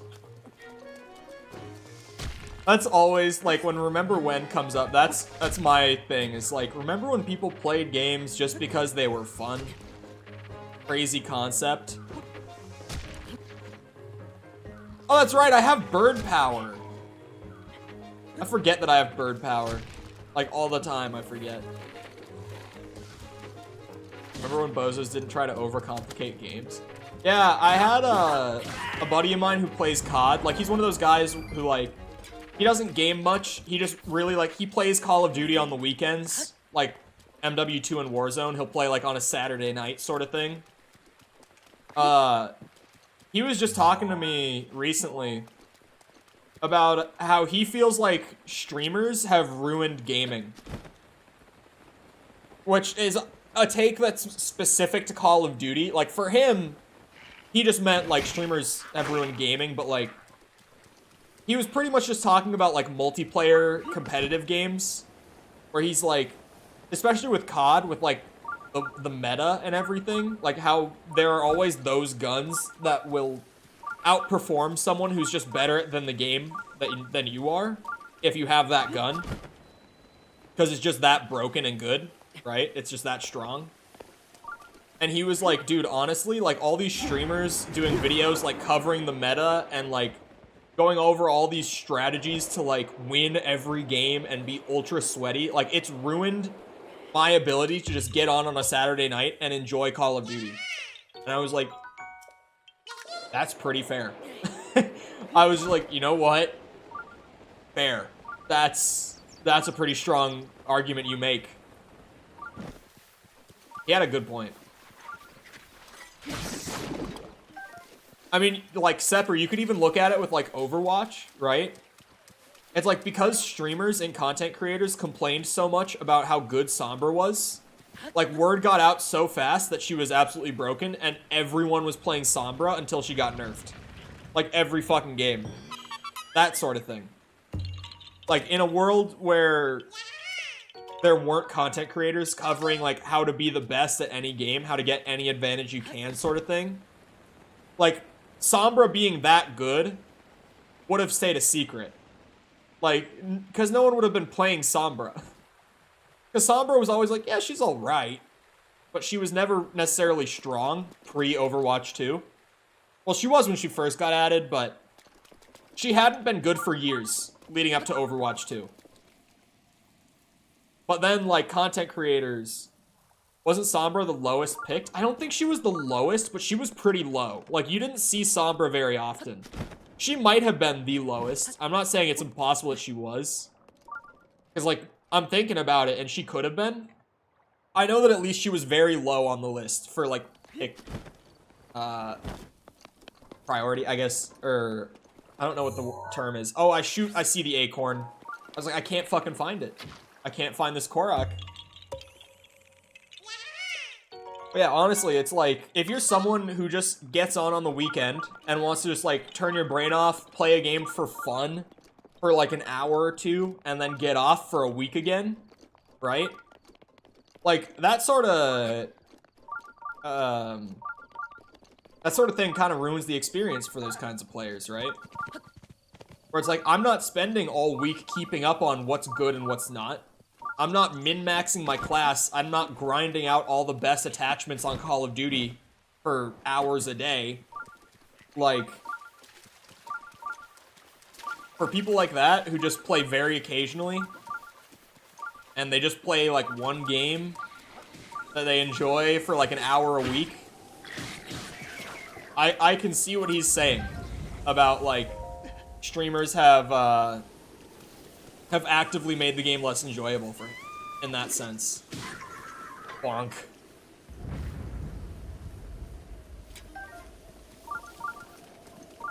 Hello. I believe I'm entitled to a reward.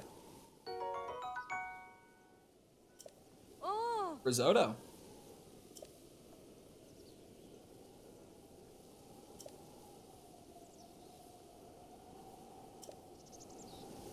Might want to get a sword then. Might want to start defending yourself, maybe.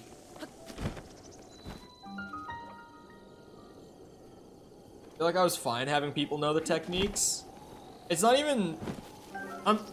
In games like Call of Duty, it's the worst. Because, I mean, to put it into perspective with, like, how much of an impact the meta or, like, your loadout can have in Call of Duty for people who don't play. It's like, right now in Modern Warfare 2, the game is only out for a month, right? And it's a live service game where they're constantly adding new stuff on top of that, so keep that in mind as well. But, like, there are 54 guns in the game right now. That's already, just knowing what's good and what's not out of that pool makes a big difference. Because, like, right now in MW2, if you... I'm trying to just think of an example, like a random one. If you're running, like, the Lockman 762, this is purely for people who know what I'm saying, and you come across someone who's running, like, the 74U, you're not gonna win. Like, that person could be a worse player than you, they're going to kill you already. Like, if you're just running those guns naked, you've already lost. Depends. Most of the time. I'm not saying every single time, but, like, most of the time. On top of that, how many attachments are in Modern Warfare 2? I don't know that number off the top of my head. I bet I can find it on Google.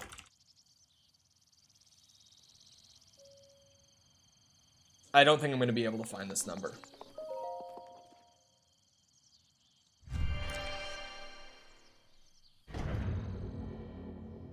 Come on. Yeah, I don't think I can find this number, unfortunately.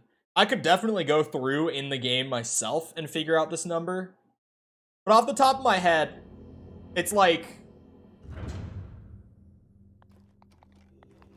Yeah, but separate. That's the thing, right? Is I mentioned, like, the very base level thing, and it's already like that. And it gets so much worse. Because on top of that weapon, there are 9 attachment slots, sometimes 10 on each weapon. But you can only use a max of 5. So you have to, like, mix and match stuff to get the most out of those 5. And per category, for those 5 attachments, on average, I would say there's about 10 attachments available per category on most guns. It's like... And then, in Modern Warfare 2, they've added attachment tuning. Which now, you can literally adjust the weighting in ounces and grams and shift the like, what side of the gun more of your weight is tipped towards on your optic to change how the gun performs in-game. It will affect, like, how fast you aim, your damage range, stuff like that. And that is for almost every one of those attachments that you're going to put on your gun. There is so much, like, just numbers and shit that you could learn in Modern Warfare 2, or have someone who learned it tell you how to do it, which is what the streamers do. That's what I do. I don't see weapon tuning making a return in the future. I do. A lot of people are downplaying the significance of weapon tuning.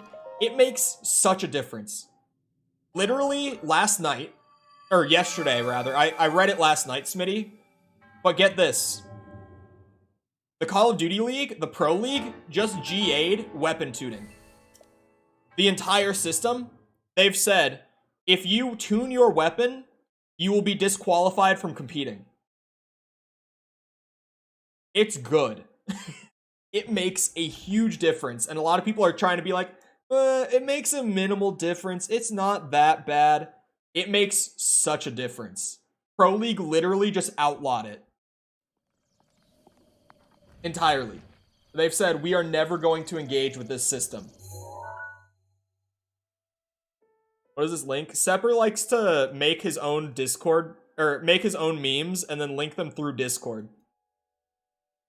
Whenever Sepper posts those links, it's just a homebrewed meme or just an image he's sharing through chat.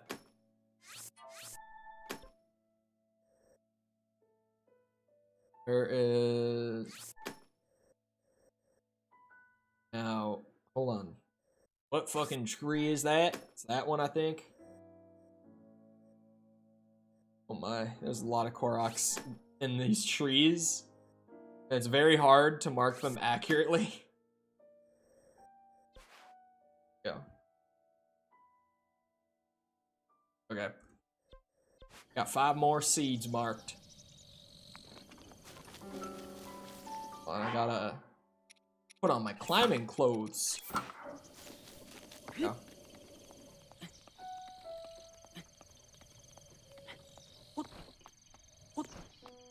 Whoop, whoop. Jump all the way. But yeah, like with COD especially, his take that streamers are having like a negative impact on the casual players, it's a pretty good take. I honestly, Smitty, I hope weapon attachment tuning comes back. Because like, I really like it. I like the depth, but I'm also someone who plays a lot. I'm someone who like, I mean, I was a systems designer. I specialized in systems design in college. I'm someone who enjoys the numbers game and kind of that much depth and customization to be there. But for the casual player base, it's a very overwhelming system. And on that, like, or in that sense, I could see them not bringing it back. Because, like, for the average player, attachment tuning is just so complicated that I think the majority of players won't really even use it.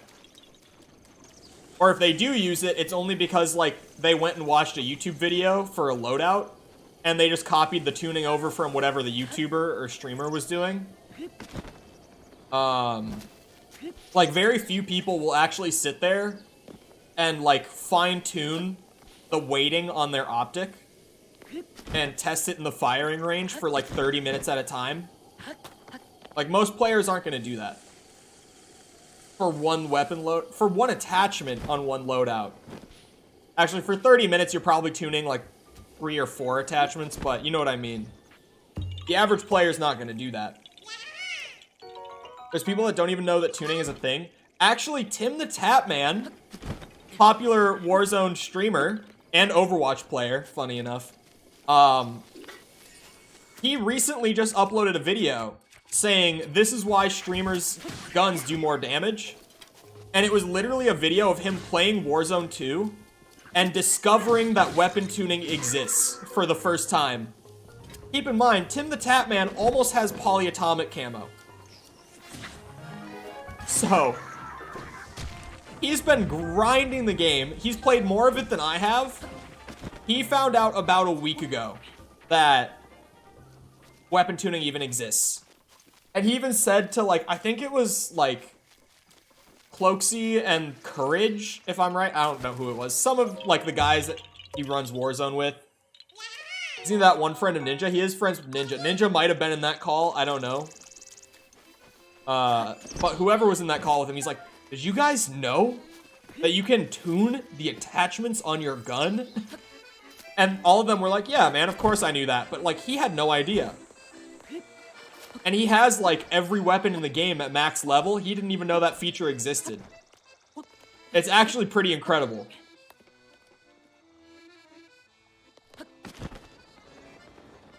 And, like, sure, there's the meme with Tim specifically that, like, he's the part-time streamer. Because Tim streams, like, 3 hours when he streams, and he streams, like, 4 days a week. Like, outside of his off-stream grinding, Timmy genuinely, like, works probably, like, 15 hours a week. Like, so people meme on him for being, they call him the part-timer. But, ow. This one is probably going to be bad for me just because I don't know where to bring these. No idea where to go with these. Definitely, like, Tim the Tapman just didn't know that tuning existed because, like, he doesn't really keep up with other creators much. He doesn't keep up with the scene all that much. Fall Guys stuff. I forgot about him trying to get his win on Fall Guys. That was very funny. I like him because he does Call of Duty and Overwatch. I watch him a good bit just because he plays 2 games that I really like. I liked him a lot. And his tattoos are really cool, and he likes all the same bands that I do. Like, all of his favorite bands are the same favorite bands that I have. So, I liked him a lot. Because he's got really cool tattoos, and he plays the same games as me, and he's funny, and he wears, like, Slipknot shirts and, like, System of a Down shirts on stream all the time. Even in public, he wore a fucking Slipknot t-shirt to the Call of Duty capture event pre-release. I remember watching that event, and, like, they switched to his POV playing the game, just doing, like, early gameplay with content creators. And I immediately am like, oh my god, he is wearing band merch. He's wearing a fucking Slipknot t-shirt to the Call of Duty capture event. Alright, I don't know. Immediately, I'm just like, yeah, fuck this shit.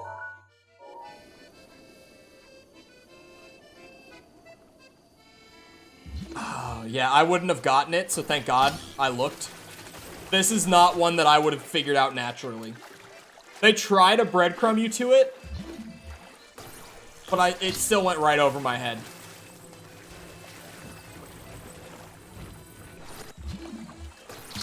You're supposed to put... Oh, fuck off. You're supposed to make it so that there's one boulder on each of the rocks.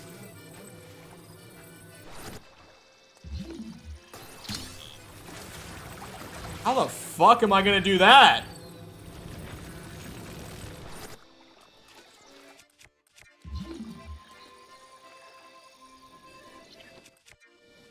What if I just body blocked? Oh, wait.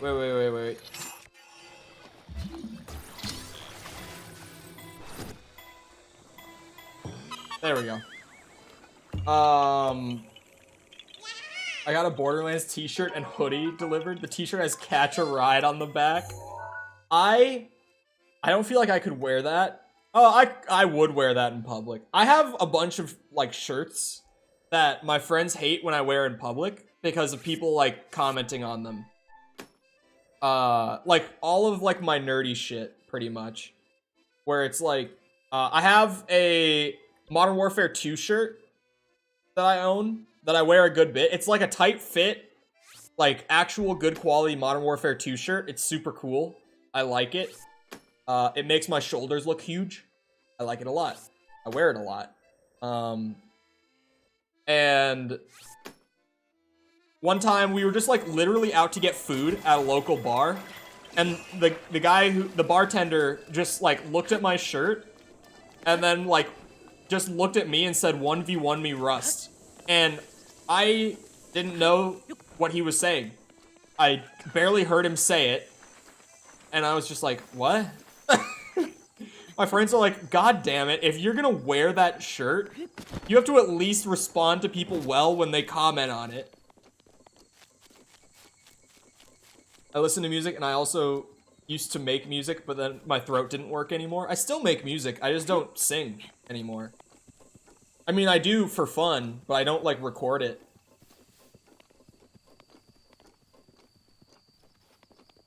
No, not ignoring you, just checking my inventory. That one is incredible.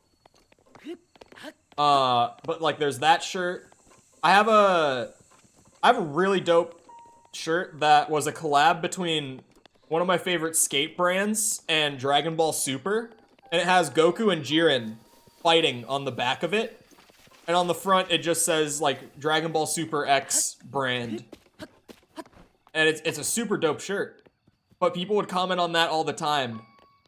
And my friends are like, bro, why do you do this to us? And I'm like, hey man, I can't help that me and literally everyone else has seen it. Who has seen it? Sorry. Fucking loves Dragon Ball because it's so good. That's not my problem.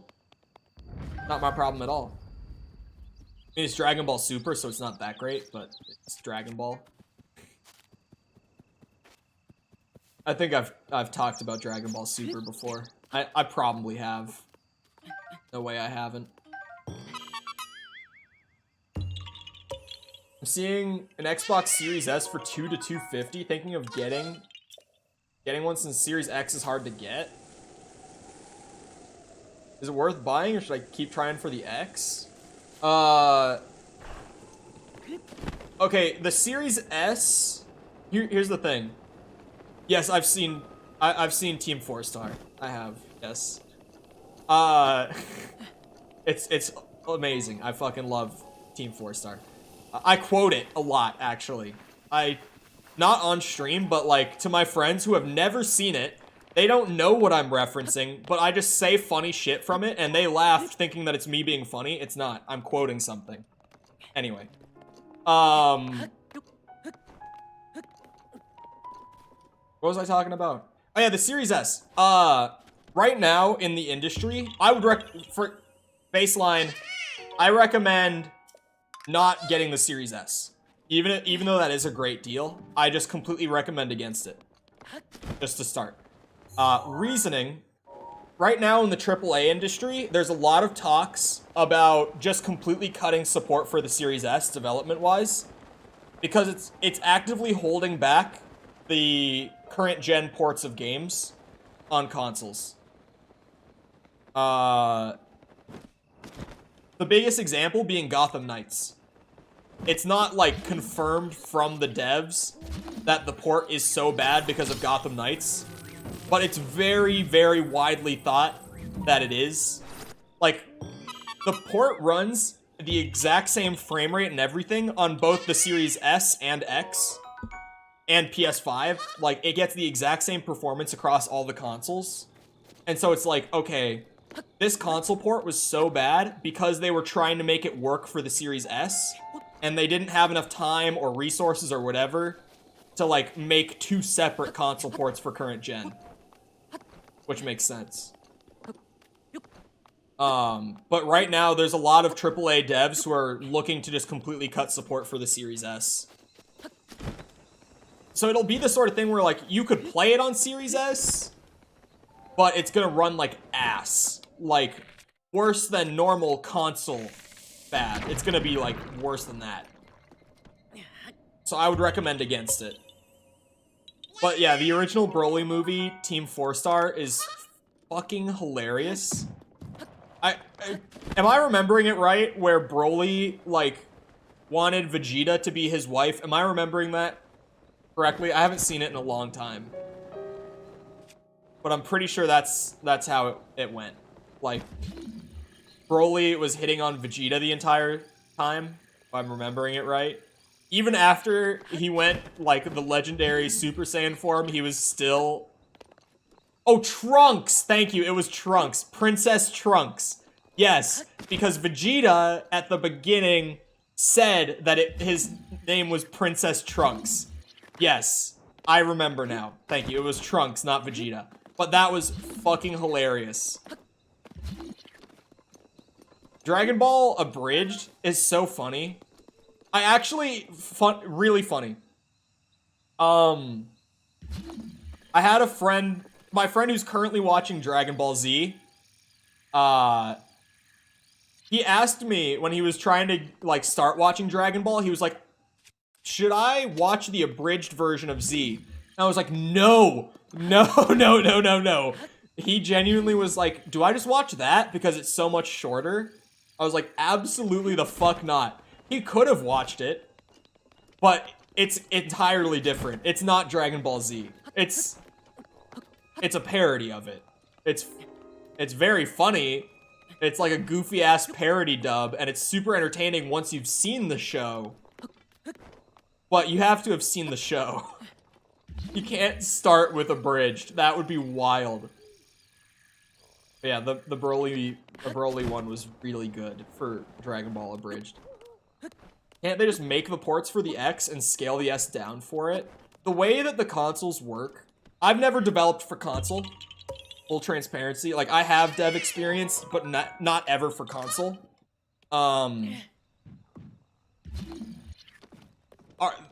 The game was going to be on console, but I was not going to work on the port. I was just developing the game, because I was a designer.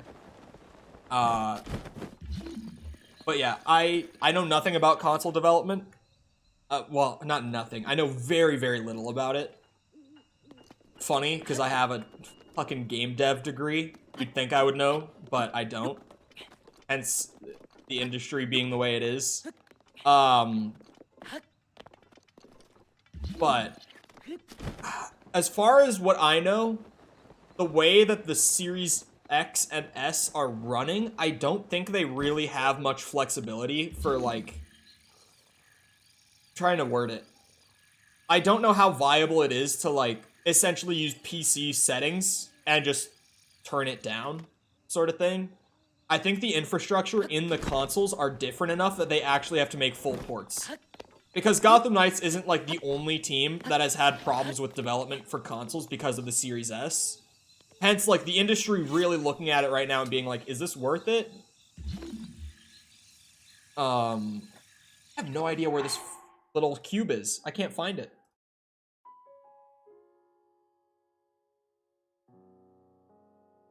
Wow. Okay. Yeah, no wonder. Okay, so there's this big statue, right? Hand, mouth, hand. The other cube is on the hand over here.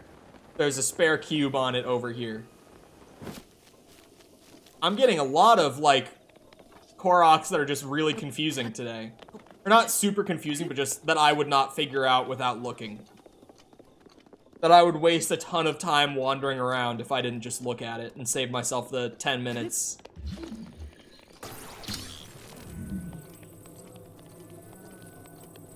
I know that some people aren't fans of me just looking at it, but on the other hand, it's like, I don't think you understand how long some of these things would take me to find.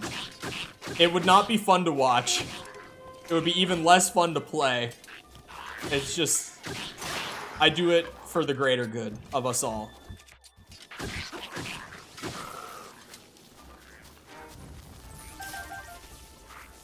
Like the tree branch? That one would have been ridiculous. I never would have even gone near the tree branch if I didn't just look at it.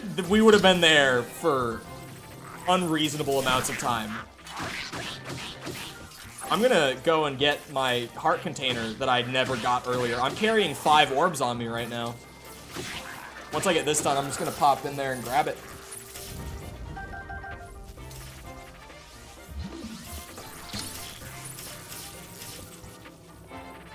How am I even gonna get it up there? This is crazy.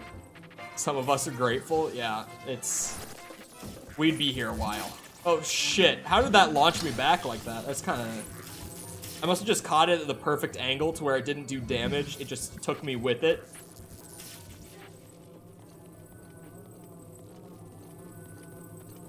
Dragon Ball Abridged is great. Did they... I don't think I've seen all of it, though. Did they ever do the Boo Saga for Abridged? Because I've only seen Abridged, like, through the Cell games. Like, last I saw, they were only through the Cell games, and they didn't really intend on doing the Boo Saga. Did they ever end up doing it?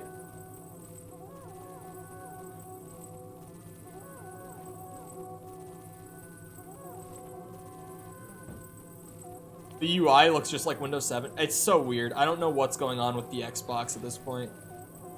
They quit at that point? I thought so. I was like, I thought that they just didn't carry it forward. It might have just been that they hated the Boo Saga, like everyone else. I don't hate it. Record. I think there's a lot of good stuff in the Boo Saga. Alright. All these people who will tell you to watch Dragon Ball Z and stop with the Cell games are crazy. That's fucked up. There's still so much good stuff in the Boo Saga. It's not as good as the rest of the series, but it's good. It's better than all of Super still. Sorry, I'm not sorry. I always say sorry, not sorry. I'm genuinely not sorry on that one. The Christmas movie? I don't know which one you're talking about. Christmas movie. How the fuck do I jam this thing in there?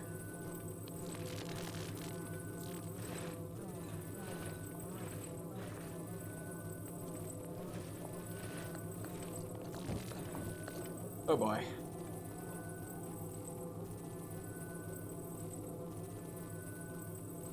Come on now. Line it up. I don't want to see any jokes about this. Don't want to see a single goddamn one.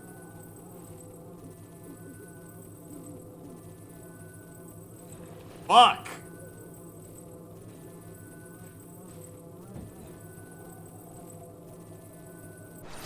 Gonna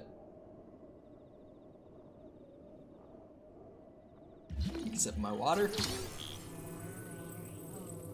We do a little full reset. God damn you. Oh, great. Maybe the Master Sword could help me and get this cube in there.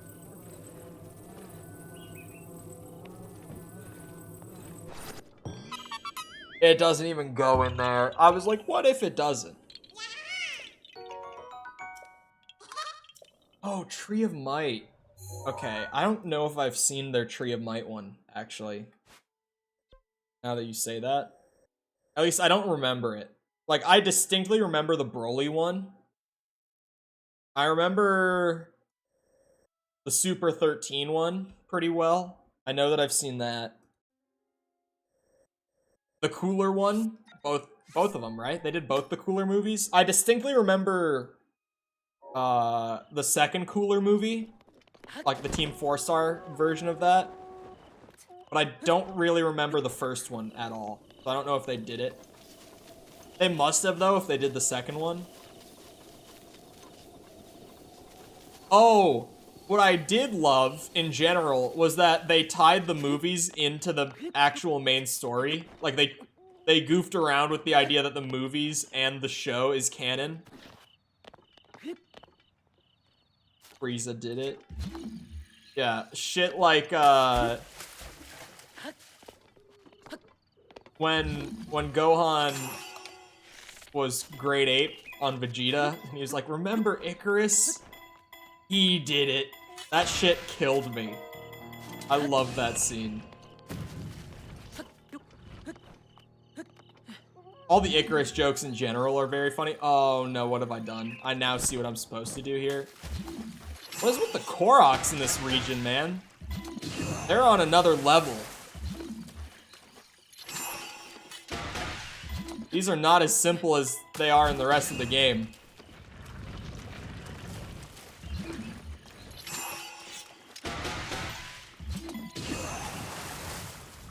No! Oh, thank God. I thought it was gonna roll off the other side. That would have been even worse.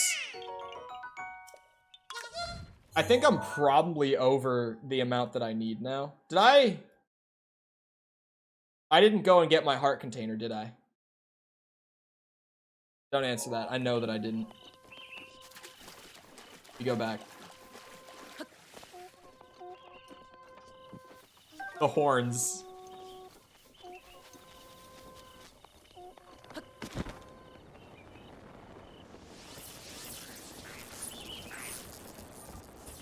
Now I might have to watch Dragon Ball Z abridged again. That shit's funny.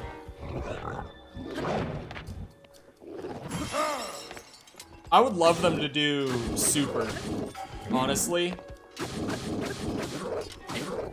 I don't know if it would be the same though.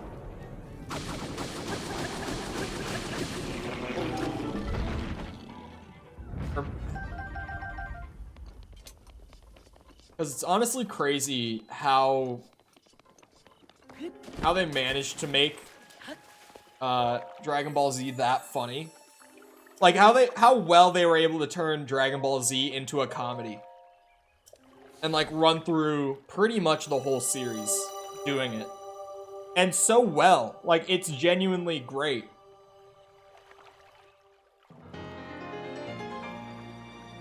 They ran out of ideas. Yeah, I feel like with Super, I would have no idea where to even start with, like, turning that into a comedy. Sword Art Online abridged? Oh boy. See, I might like that just because...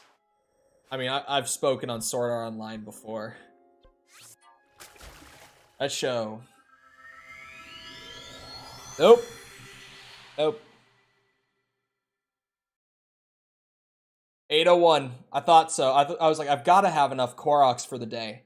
That's less than 100 left at this point. I'm not even gonna sit here and think about the fact that I've separately gone and done 801 Korok seed puzzles. I'm not gonna think about it. Alright, you know what? This one is getting looked up. How long have I had this shrine quest that I'm like, oh, at some point it will make sense?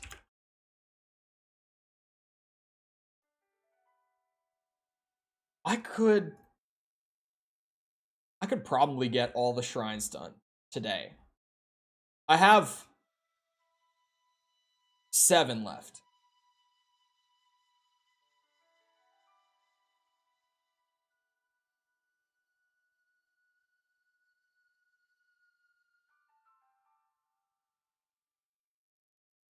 Okay, I'm gonna warp over to Zora's domain. This seems complex. No wonder I didn't figure this out.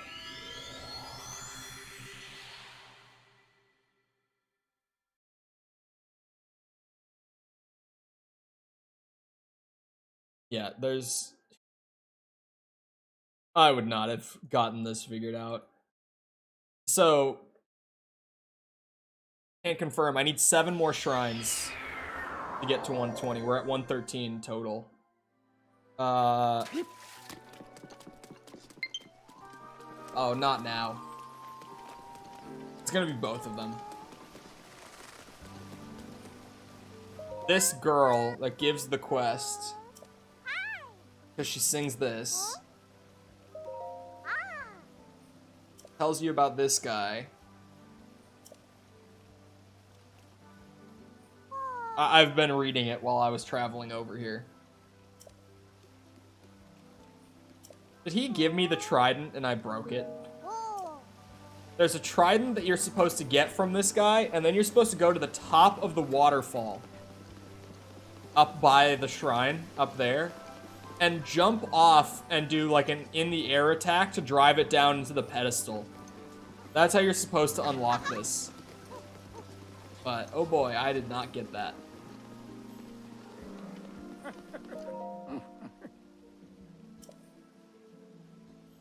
You're not the guy I'm looking for.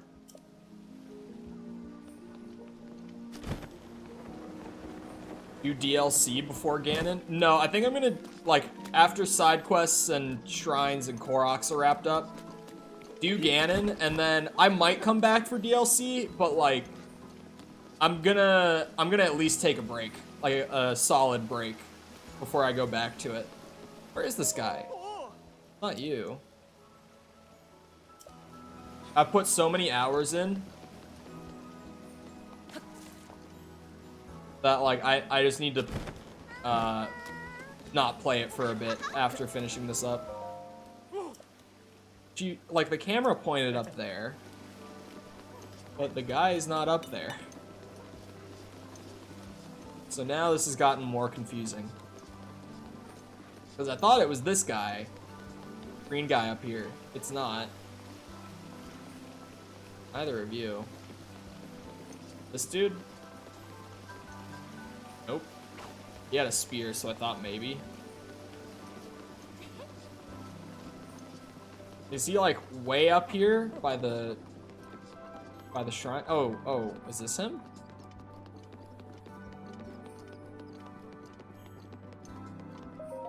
I've never spoken to him. Okay.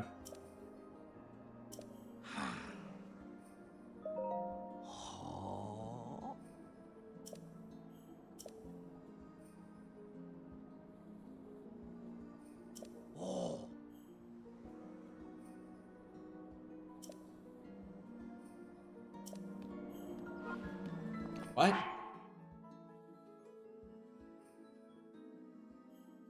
Dropped it off of the bridge.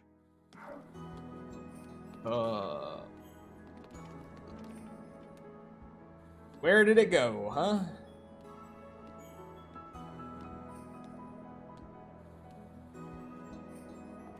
Okay, it is apparently just right down there. It's just in the water.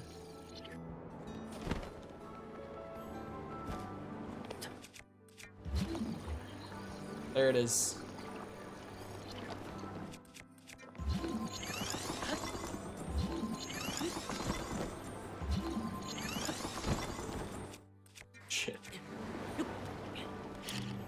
that's the wrong power. There we go.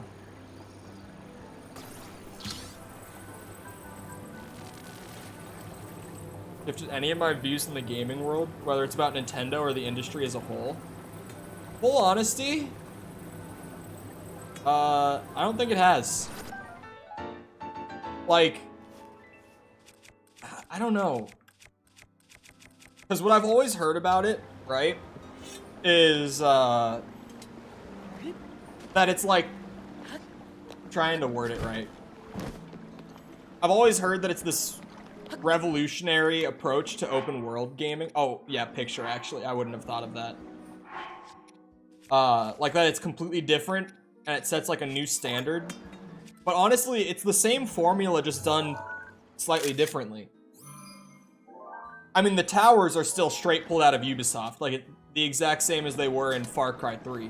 Which isn't inherently a bad thing, but it's like, I've played games with the towers like this over and over again, the collectibles being just like so abundant, like the overuse of collectibles in the open world. It hasn't changed how I look at open world games at all, even. It makes me wonder what it is that people thought was so different. Like 100 hours later, I'm kind of like, I don't feel like this was all that different than other open world games I've played. It's not bad. I feel like when I say that, it sounds like I didn't like it. I do like it. I would not have played anywhere near this long if I didn't like it. But genuinely, I don't get the whole, like, it revolutionized the open world genre thing. It feels a lot like a Ubisoft open world game, still. It has more personality than a Ubisoft open world game. But, like, the whole formula is pretty much the same.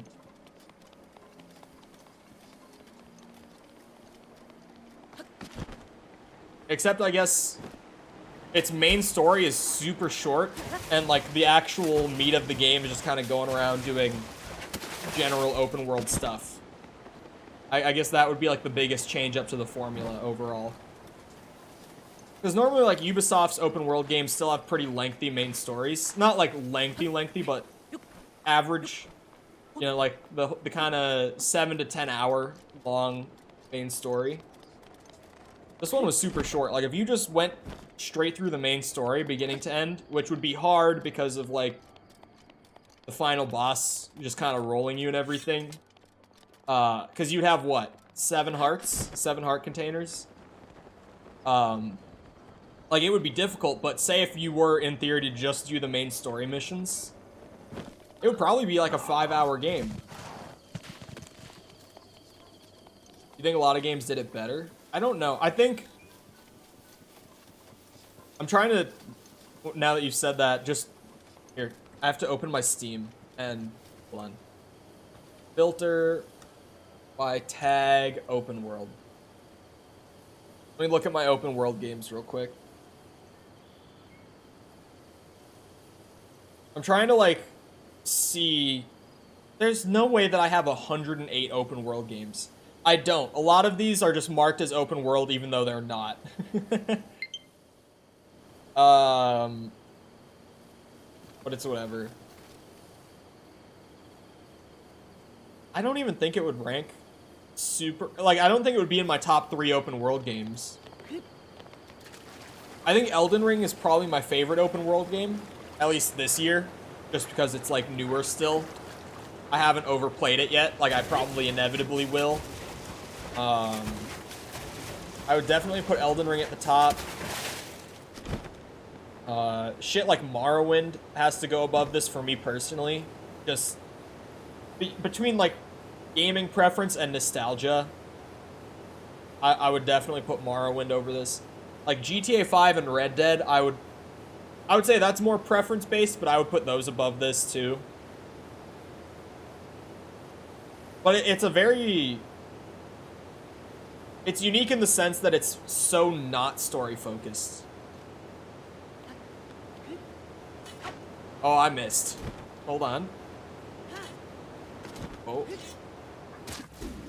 Good enough? No? Okay. Cool.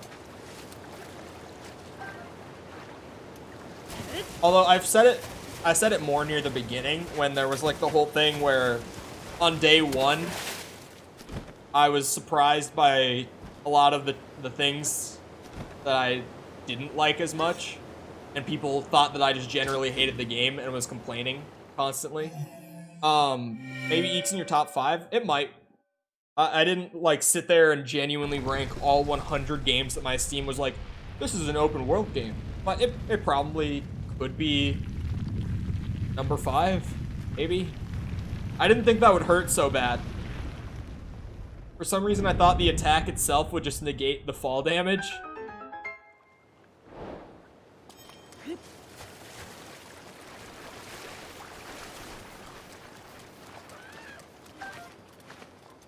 What was I talking about a second ago? I said something about when people thought that I hated the game and that I was being a whiny bitch about it. Oh, yeah, I was gonna say, I think a lot of the reason that I'm underwhelmed by it is just how much it's been hyped up to me over the years. Like the, 5 years that it's been out and I haven't played it. I think it's definitely been overplayed a lot.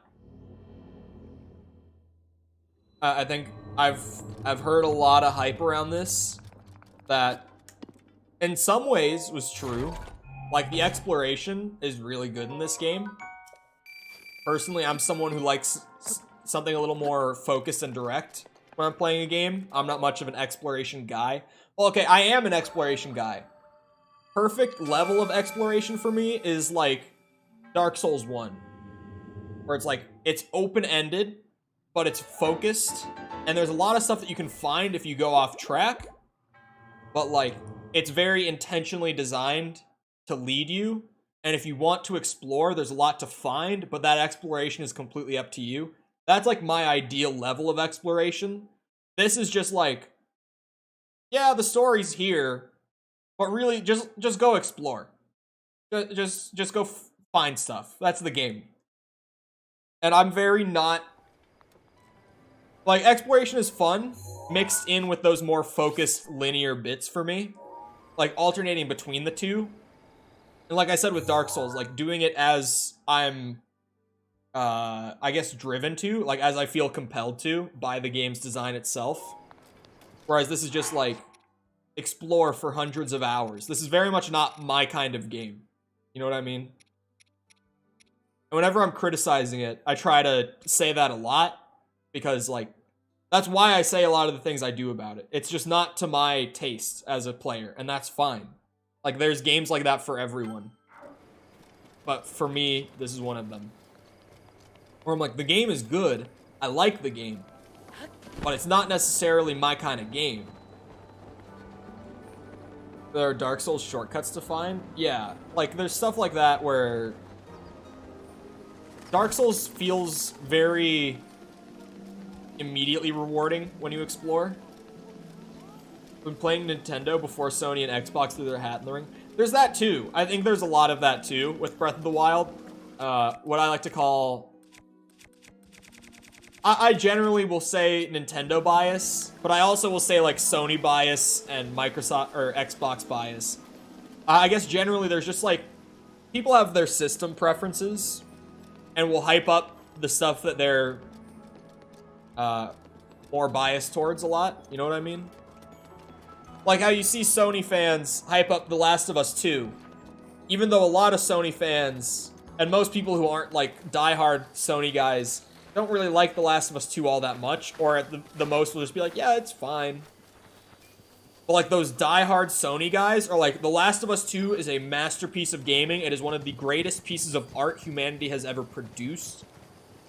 Like, there's always bias like that with systems. There always has been. There never will not be. Like, console bias exists here too, I guess. Oh shit, I pressed the wrong button. No, I don't want to climb the wall.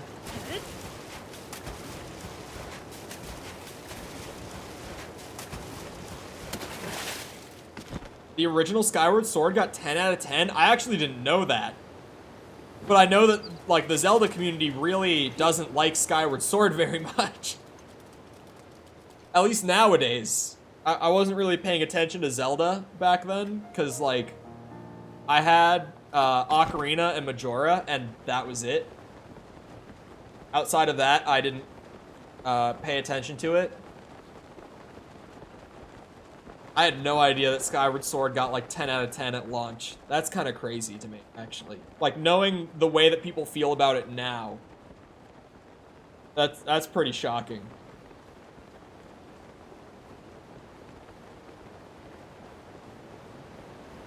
Hold on, my ADHD just kicked in. I'm in my email. Someone messaged me on LinkedIn. Someone who I don't know. Who has messaged me before. Who is now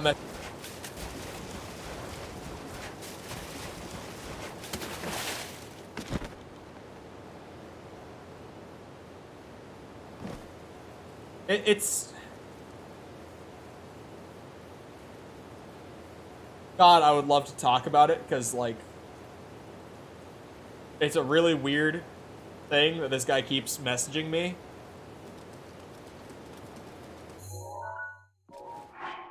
But also, I feel like if I said it, it would be absurdly easy to figure out who the guy is. Like, absurdly easy.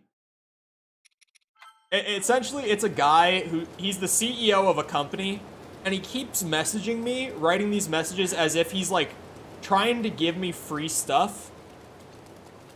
Like, he's trying to be like, Cole, buddy, pal, love you, big guy. Let me give you some of this stuff. Don't worry about it. Just let me give it to you.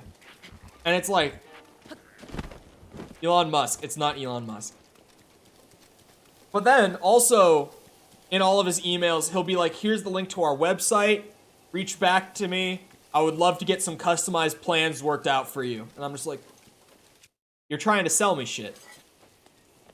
You're the CEO. Why are you trying to directly sell me shit in my LinkedIn DMs? I'm so confused by this guy messaging me over and over again. I get a message from him like once every couple weeks. I don't know what I want to do. I might do the shrines. Wait. Where the hell am I on this map? Further down. There I am. I had one of those moments. I think I'm gonna finish up all the shrines. It's not Elon Musk, but it is a CEO who's like... I know how sales works. I see through the whole, like, old buddy, old pal kind of thing. Especially when he's linking me to their website in the same message. I'm like, who are you trying to fool? I know you're not trying to give me free shit.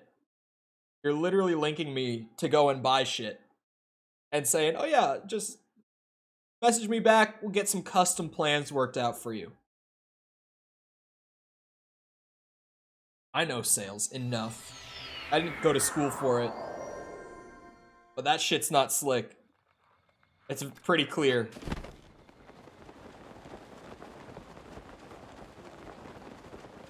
Wiggle.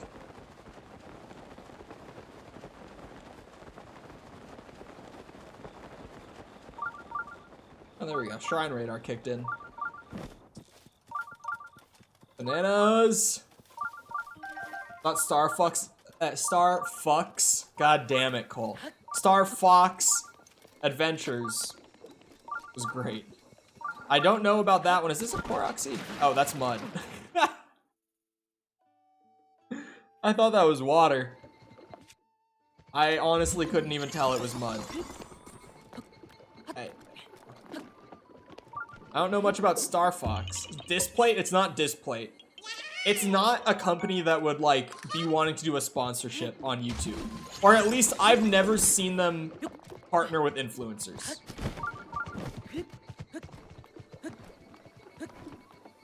So unless they're trying to, like, make their break into influencer marketing with me, that's not the case either.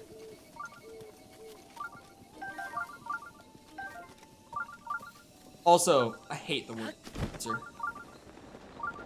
Like, I have to use it in terms of, like, influencer marketing, because that's just what it's called. But I hate referring to myself as influencer. Fuck, it's terrible. I do it ironically, like, for humor sometimes, but... Ugh. Gross word. Also, oh, it's raining!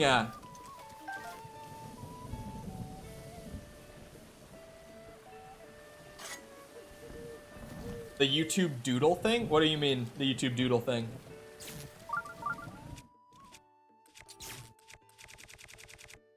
Oh, yeah, that would work.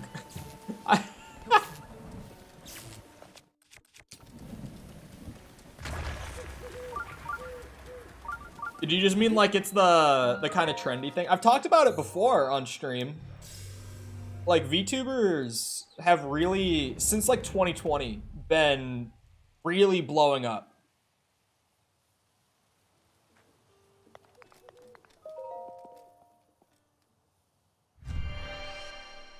They've been pulling a lot of traffic into sites like YouTube and Twitch, especially on the streaming side. Like, a lot on Twitch, and some of them are on YouTube, but the community's pretty dominant on Twitch, from what I can tell. I don't know if there's much of a VTuber streaming scene on YouTube.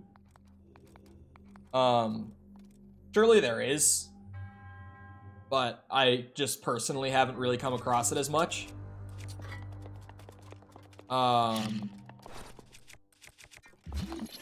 I have a couple creator friends who are VTubers. It said it had been going on for 6 years on YouTube. What, VTubing? Because, like, it's been around for a long time. Like, I saw VTubers pre-2020. But I feel like 2020 was when they really started, like, booming. And, like, that community became very prevalent in the space. You know what I mean? But I have a couple creator friends who are VTubers. And I actually pretty recently... just had this conversation with one of them, and she said, like, I was talking about how I used to do only Call of Duty Zombies. Like, Bear? Okay, Bear's little PNG is not a VTuber. There is a term for that. It's PNG tuber. It's similar. But he's not a full-blown VTuber yet. He's also not the friend I'm talking about. Yeah, I was talking with her, and I talked about how I used to do COD Zombies, and it was very niche. It was very easy to grow in. But then when the game kind of went kaput, it was like, well, fuck, there goes my entire community. No one cares anymore. And I had to, like, really drastically change up what I was doing. Because... I just immediately, when the game went, it's like I lost my whole community. Like, I'm full stagnant, like 2 viewers a stream on Twitch. Like, zombies went, and so did my channel, sort of thing. And that's why I'm here, playing variety games every day. And she was like, that's what's really nice about VTubing. I was like, what do you mean? She was like, well, VTubing is, like, inherently niche. So I can do variety and still have that, like, fast growth and know that my community will stick around because of that, like, kind of built-in niche. You're talking a lot like Bear.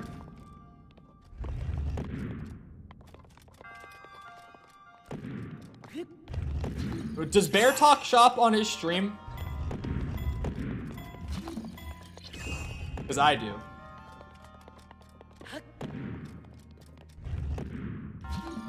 Bear only plays 2 games no one cares about. Okay, saying no one cares about Apex is just not right. No one cares about Dead by Daylight. I have never directly had the conversation with Bear, but I have thought to myself many a time that Bear would be much better off not streaming Dead by Daylight. I've never said it to him directly, but he really would be. fully, strongly believe he would be a lot better off not streaming that. But I let him do it. Everyone's got their games that they like.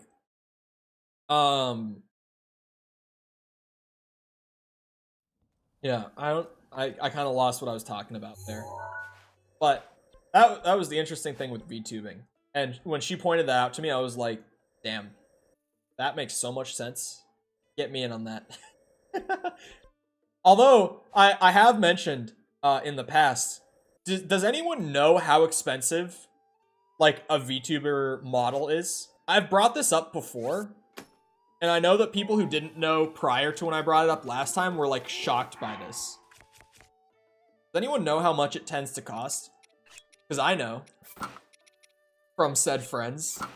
I've learned, and it's fucking crazy.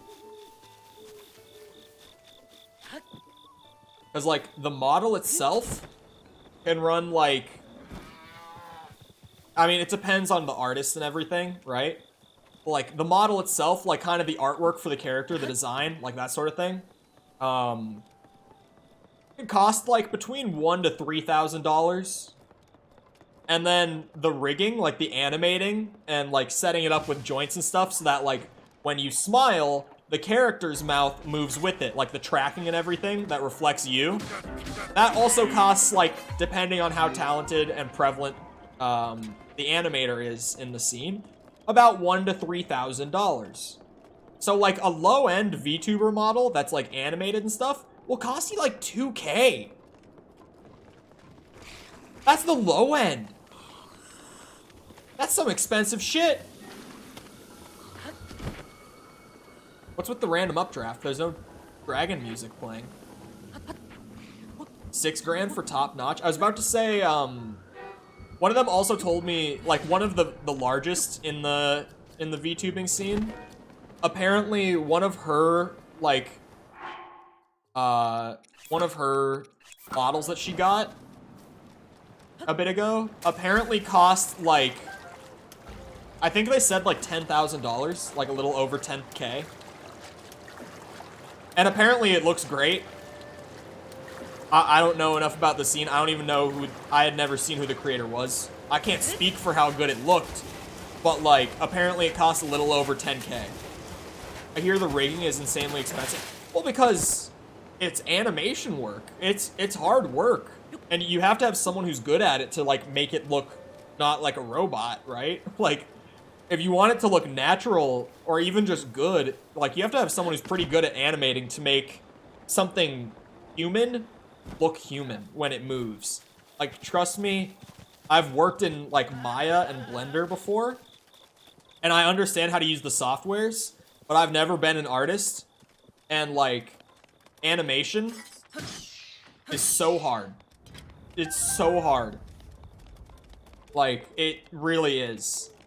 That's one of those careers that I'm, like, fully respect to people who can actually animate, because it's really not easy. It is so difficult to make that look natural and real. I would love to know how much one of my VTuber friends' models cost, because I have two of them. Like, I have two, like, creator friends who are VTubers. I would love to know how much her model and rigging costs, because hers looks really good. Like, the design is good, and the animation work is good. And I'm kind of like, how much did you spend on that? Like, I've thought it since she got the model, because she had one before, and she got a new one a few months ago, and I've just been like, how much did this one cost? Because this is a big step up from your last one. What changed here?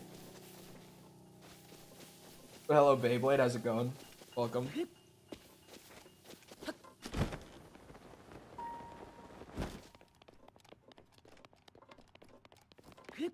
What a money grab. I mean, it takes a lot of, like, hours and stuff, too, though. The artwork is, like, it's art. You can really charge whatever for art, and someone out there will buy it, right? Like, artwork is always expensive, but animation work is a lot of really hard work. And on top of just the amount of hours that go into it, like, again, you have to have built a really strong skill set to be able to do it like that. So honestly, I wouldn't really call it a money grab. It's just, it's really expensive to get into. Know that if the initial investment wasn't so high, I probably would be a VTuber by now, just to tap into the niche. Because it's really smart to just tap it. Like, because, like I said, it's inherently niche. Oh, I've already gone through that.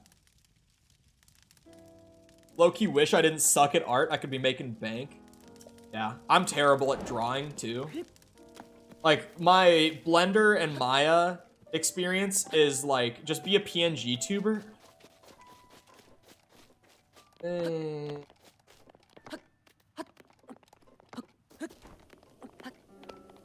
I feel like that's just not... Like, Bear. Okay, but Bear isn't, like, fully... Bear isn't fully a PNG tuber. For a second, I was like, I haven't been in Bear's stream since it's, like, been all fixed back up after he moved recently. I know that he's, like, finally done getting it all back to normal and everything. I haven't been there since. But, correct me if I'm wrong, he hasn't gone fully into the PNG thing, has he? Because I could be wrong, but I don't think he has.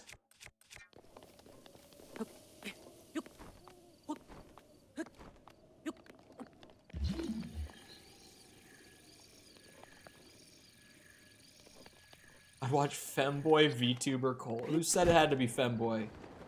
Hey, by that, we just unlist everything that came before that has my face on it, right? It'll be there. I'll be able to access it. I'll be able to republish it, whatever. But we unlist everything, and we make me out to be absolute Giga Chad.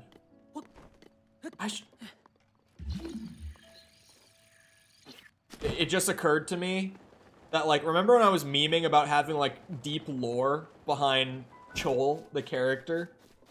If I was a VTuber, it would just... God, it would all work, wouldn't it? I'm not doing it. Probably. I'm not doing it for a long time, at least. See how long the trend sticks around. I don't plan on it. I don't legitimately plan on it. I jokingly plan on it. And I recognize that it would probably be a smart business decision, but I don't actually plan on doing it. On record. Oh, this guy's got one. Is that OnlyFans coming out? Well, there's the whole thing with, there is an account under my name on the site, but I don't have access to it. It's not me. So that would be the first hurdle to get over there.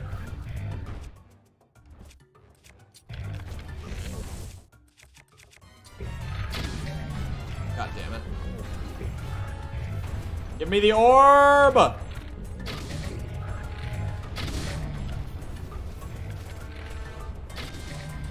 God. There we go.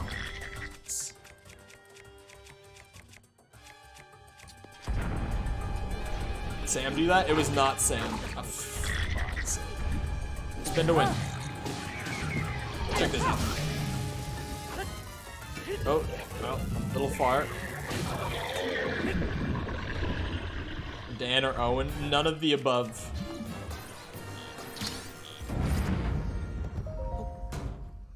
Kick.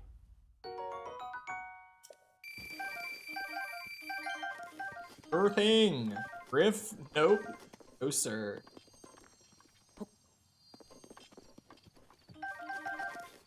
Actually, did I talk about hanging out with Griff recently at all? I mean, this is just like throwback for OG people from Twitch. But I hung out with Griff on Thanksgiving Day. And I went over to his house for Thanksgiving. Boy, I learned so many things. He has been reading manga, which is so random and so not characteristic of him. But he was showing me like his whole like bookshelf of manga that he's reading. He's reading like Berserk and Chainsaw Man and all this different shit. I can't remember what else. He had a Death Note manga there that he like was 10 pages into or something. He was just like, yeah, I don't know, man. Like, I'm not super into it so far. And I'm like, yeah, Death Note is shit. I'm sorry, any Death Note fans. I was like, yeah, I don't blame you for that one.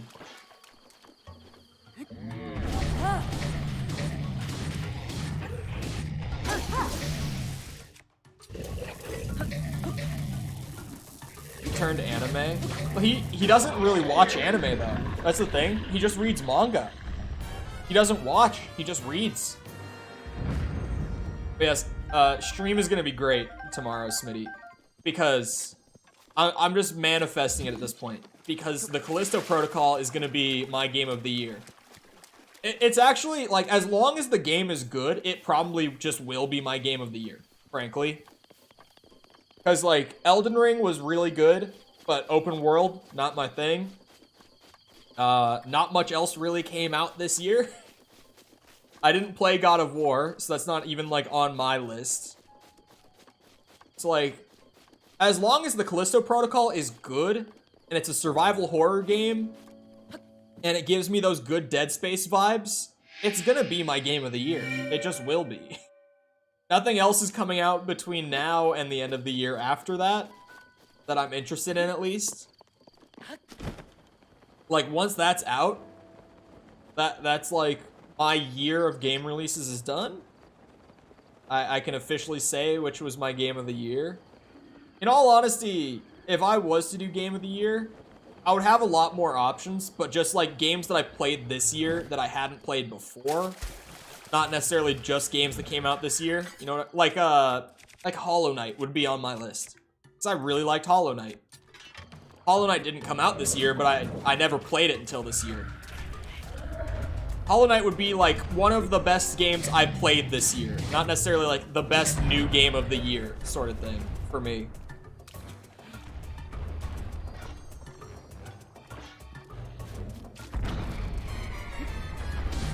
Come here, you bitch.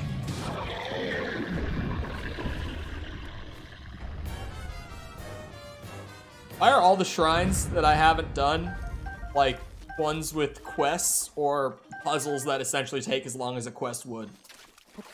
What's better? And I don't read, so for me it's anime. But, like, I really genuinely, I don't read. It's the ADHD. I can't sit down and read. I can't do it. I had a buddy recently telling me that he was reading the Berserk manga. This was Owen. This was Owen. He's been reading the Berserk manga, and he has ADD, which is just kind of like a less acute ADHD. And for him, like, he's the same way where, like, normally if he reads, he gets super understimulated and he can't take it. But what he was saying was he puts on, like medieval music and ambiance, like, in his headphones when he reads it, and he's like, it's perfect. I can actually read it with that playing. Like, that's the thing I need to just be able to sit there and focus on it. Which is interesting. I don't really know if that would work for me, though. I haven't tried it. I can't speak on it. But just hearing him talk about it, I'm like, I don't know if that would necessarily be my solution. But it could be. I just haven't tried it. I really don't have much of a desire to read for the most part either, though.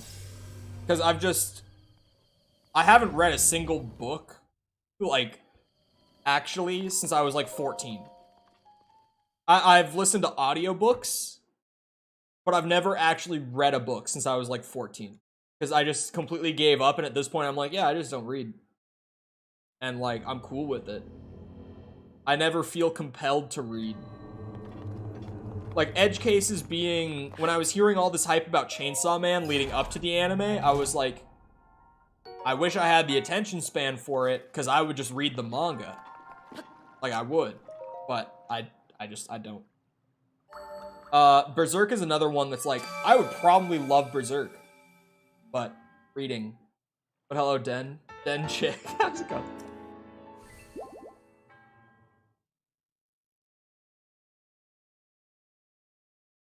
It's going well for me.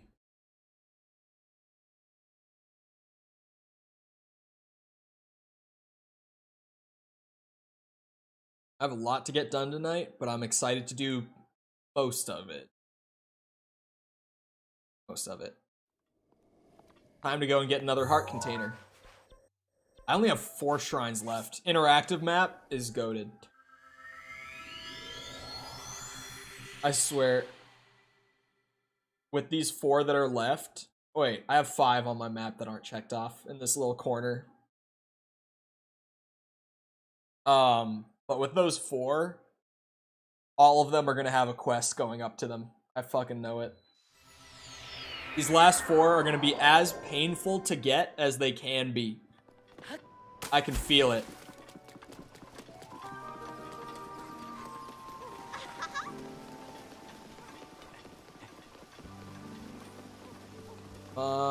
Get me up there.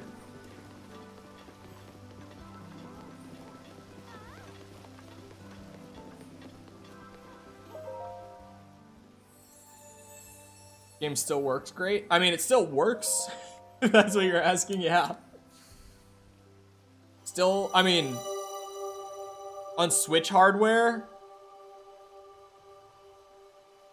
you'll get before getting all the Koroks. I mean, I don't know, honestly. Because on one hand, it's like, getting the last heart container is a lot more exciting than getting the 900th Korok. But it's also like, I have 100 Koroks left. I only have 4 shrines left.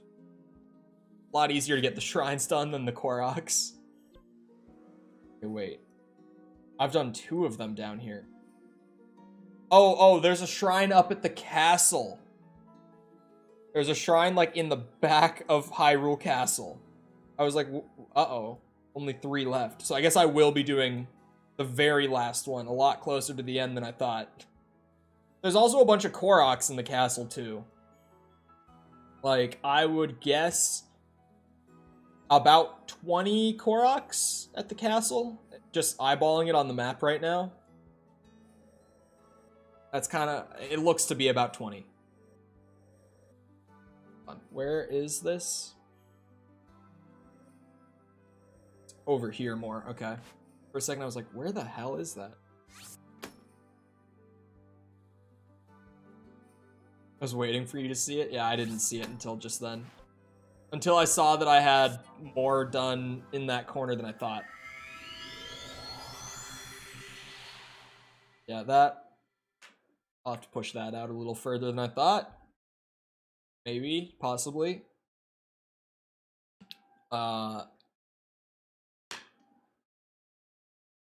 Sorry.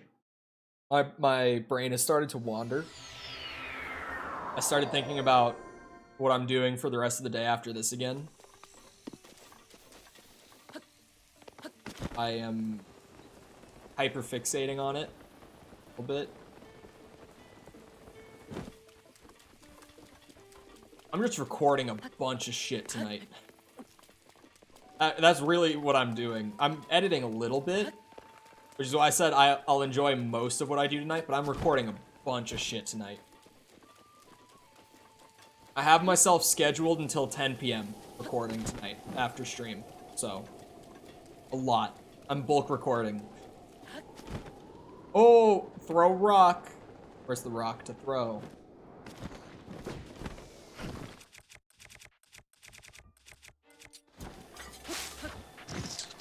Bonk.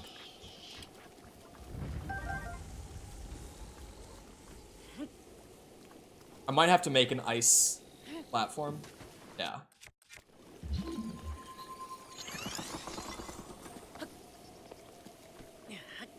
God, this is gonna be a disaster. Trying to get the rock up there. You know what? Never mind. Let's do it from this side.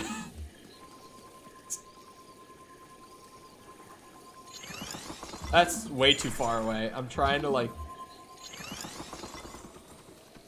That might have even been too far out.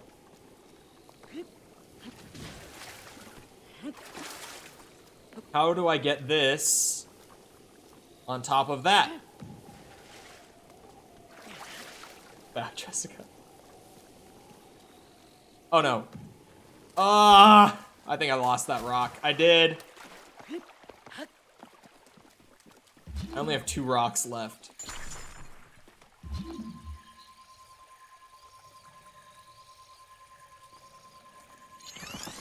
That's as close as I can get it.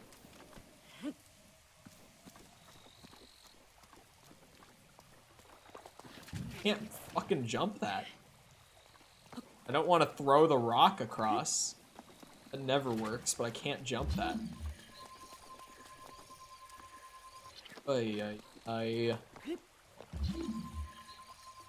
What? Check this out, right? If I could just get the rock up there, I can just drop it in.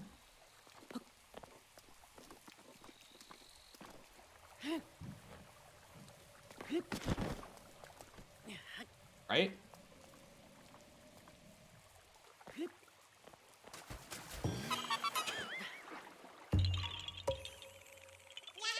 I do it my way, Nintendo. I do it my way. I cheat the system.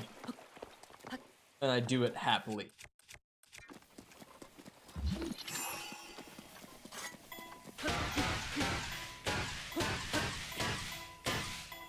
And let it fly. Oh.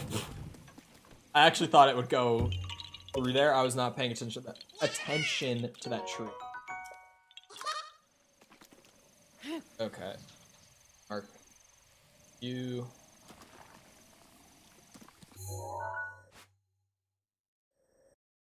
That's there.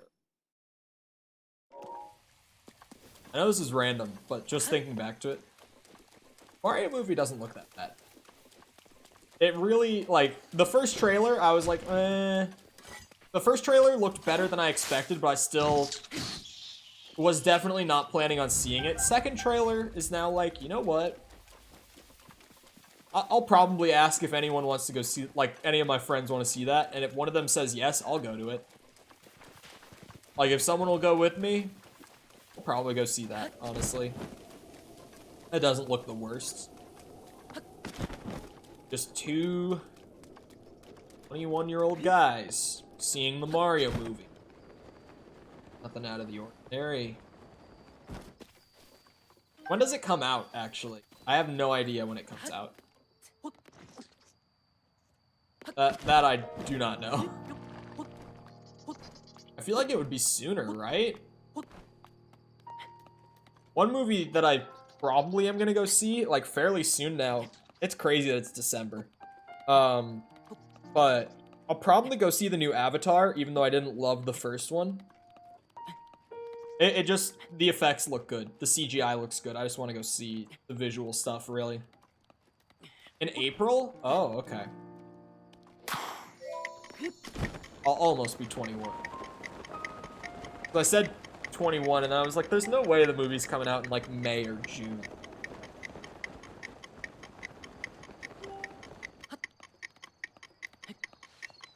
My birthday's at the very end of April. So, I probably won't be 21 seeing the Mario movie. 20 makes it slightly more acceptable. I don't think it makes a difference, in all honesty. Seeing it for Mario, no other reason. Just for my boy. Buff. Doing extra Koroks just because I don't know what else to do. December snuck up on me? Yeah, I was scheduling out, like, my stuff for tonight the other day. And I saw December 1st on the calendar, and I was like, holy shit, December? Like, how is it already December?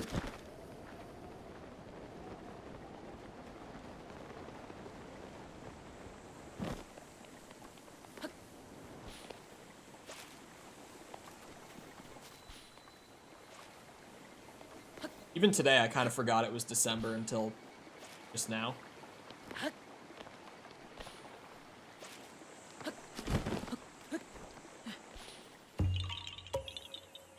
Trying to think how many Koroks I have now. Something like 805, 806 at this point.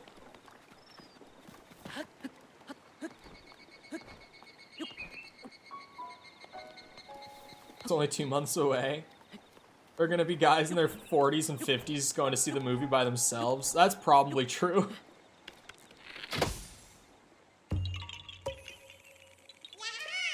That's probably not too far off.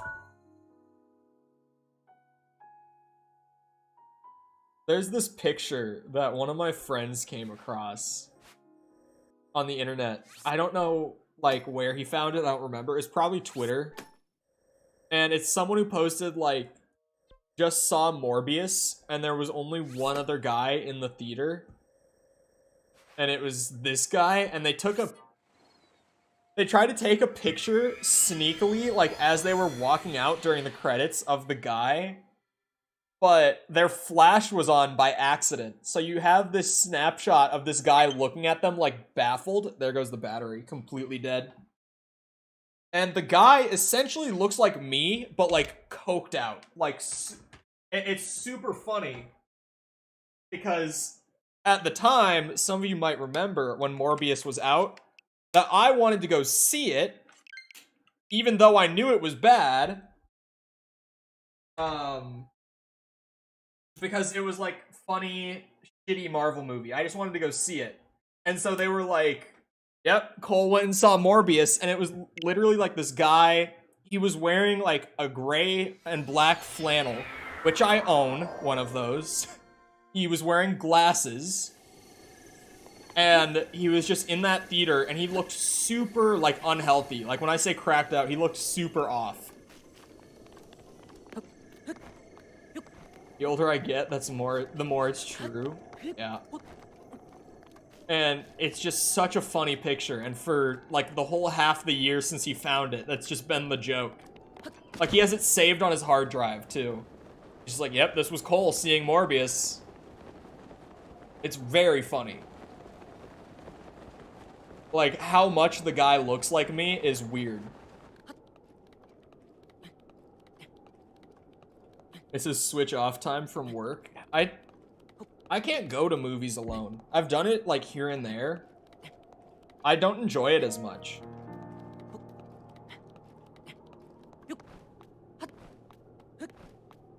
But that's maybe also because when I go to the movies, I'm normally making noise. Not, like, obnoxious noise, but I'm normally making a little bit of noise.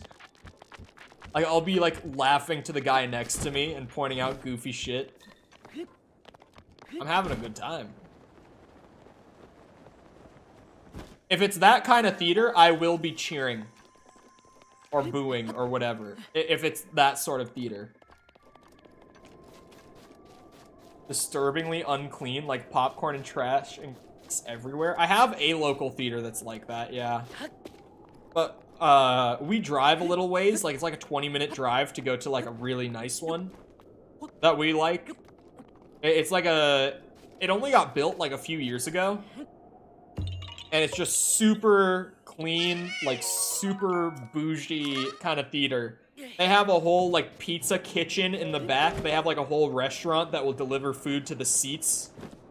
Like, when we saw Black Panther, we got a large pizza from that kitchen. Because one of my buddies had to get gas, so he was running late, so he was like, fuck it, don't go to the Five Guys across the street. Just go to the theater and we'll get food there. And I was like, okay, we never do that, that's fine. We're never doing it again, it was so expensive, I can't believe it. But, we did get a large pizza ordered to our seat during the Black Panther early showing.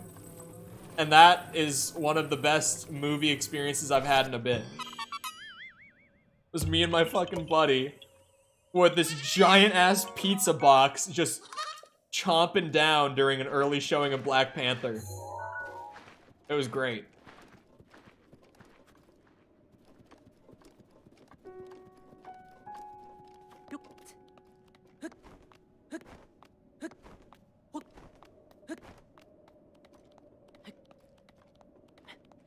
The third... Oh, yeah. Wait. The third Tobey Maguire one. I read that and I was like, oh, the third Spider-Man movie that also had Tobey Maguire and Andrew Garfield. That movie is like 2007, I think. That was actually the first movie I saw in theaters. Was Spider-Man 3. It was 2007. That was the first movie I ever saw in theaters. Was Spider-Man 3.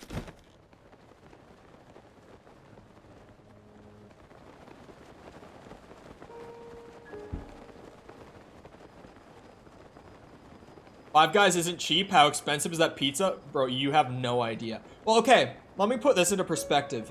I go up, and my buddy's like, I bought the ticket for him, and he was like, yeah, I'll Venmo you later for it.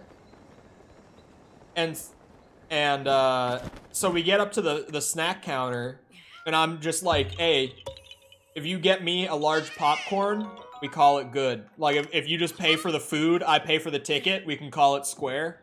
He was like, all right. He ordered the pizza instead, which was more expensive, but he was like, I'm getting a fucking pizza. And I was like, okay, I'll eat a pizza. And God, I don't know how much it was, but I went up and just got a large drink. And I mentioned this when I went, but actually I'll come back to that. I went up and got a large drink. Do you know how much my large drink cost me? It was $8 for a large, like, soda, like a fountain drink. $8 fucking for a soda. Could you believe that? The large pizza, I have no idea how much it cost, but it must have been a lot. Because both of us were like, yeah, we're not getting the food here ever again.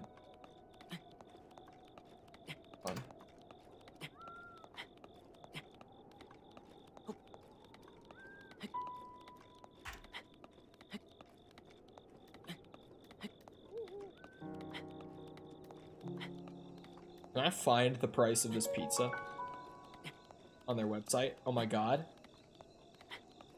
Holy shit, I might be able to find the price of the pizza.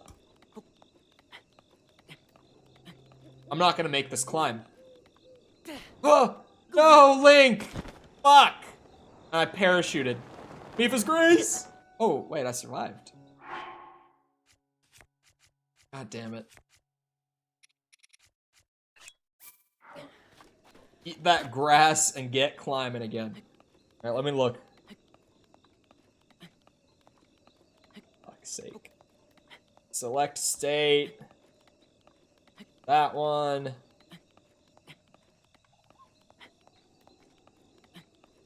Now it's just showing me showtimes for movies today. Oh, okay, can someone clarify something? I started seeing ads for this new Christmas movie, Violent Night, literally last night. I think it's already out. That's the guy from Stranger Things, right? Correct me if I'm wrong. Does anyone know about this movie? Apparently it's like Santa, but Die Hard, and I think it's the guy from Stranger Things.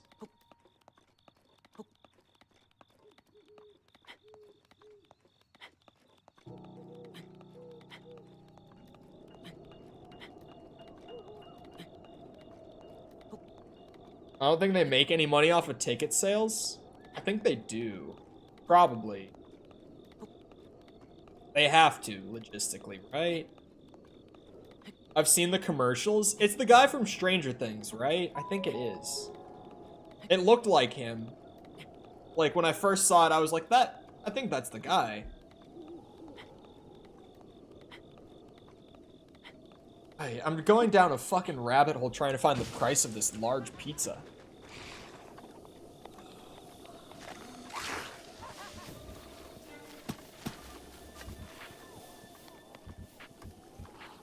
I might have actually gotten it.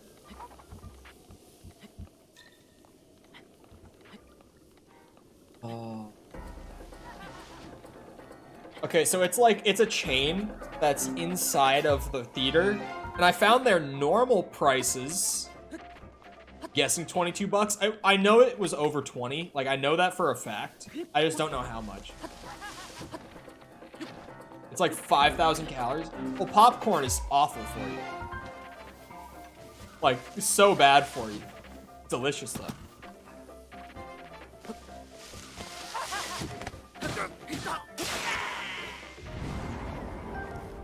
I've actually been eating pretty irresponsibly recently. Like, since Thanksgiving, like for a week, I've been kind of eating, not necessarily like shit. I've been eating good food, but I've been eating more. I think I unintentionally, like, my stomach expanded on Thanksgiving, and I've just been more hungry. Oh, that's so dumb. I was like, I'm not gonna get this, am I? I looked, and I really would not have gotten it. Let's see. I need to offer a hearty Durin.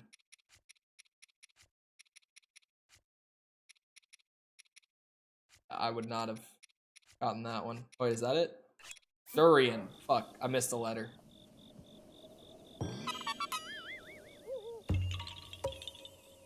No, it's not that. Oh, I need to get back on keto. I did keto for, well, I didn't do keto. I did Atkins, which is keto, but, like, more hardcore, for about 5 months back in 2020. I lost a lot of weight, actually, doing it. It did work. But then you hear people say, like, you gain the weight back when you stop. You do. I didn't gain all of it back. I gained a lot of it back, though.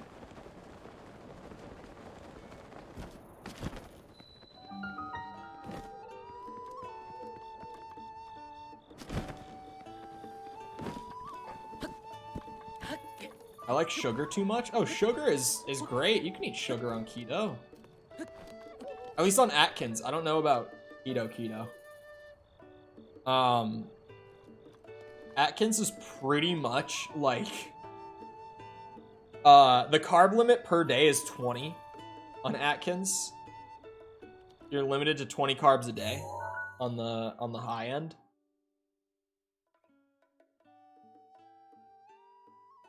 What in the fuck? These are getting ridiculous. These Koroks.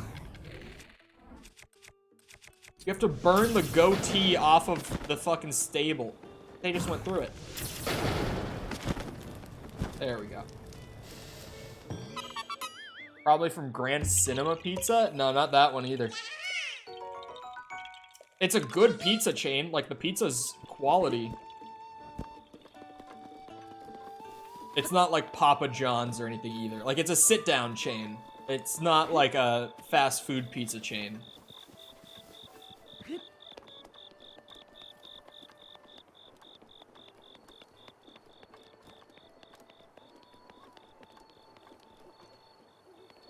Okay, yeah. Atkins, I don't remember there being a, I don't remember there being a sugar limit. I might have. Was Pizza Hut and you got spoofed? No, I would know Pizza Hut. That stuff's awful. That's an insult to pizza. But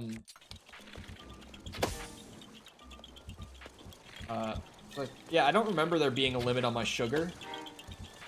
What I do remember, though, is just, like, a lot of candy and stuff. Like, a lot of the sweet stuff I would have if I was eating sugar back then, because I just ate like shit back then, had too many carbs, and I just, like, couldn't eat them regardless.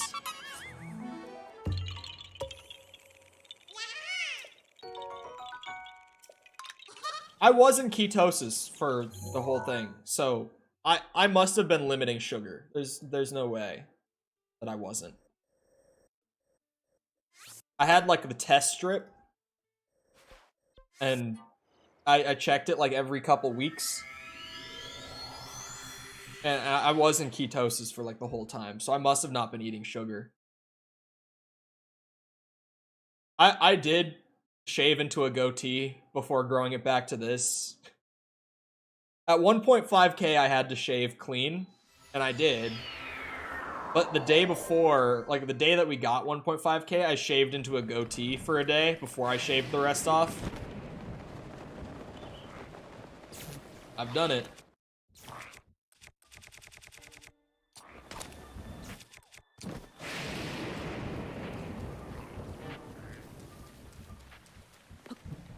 I can drop the diet, yeah. I just eat pretty good. That's... I just consistently...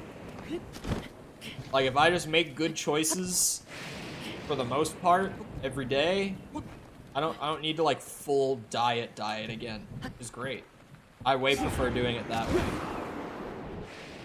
Because it also... It just feels better. Wait.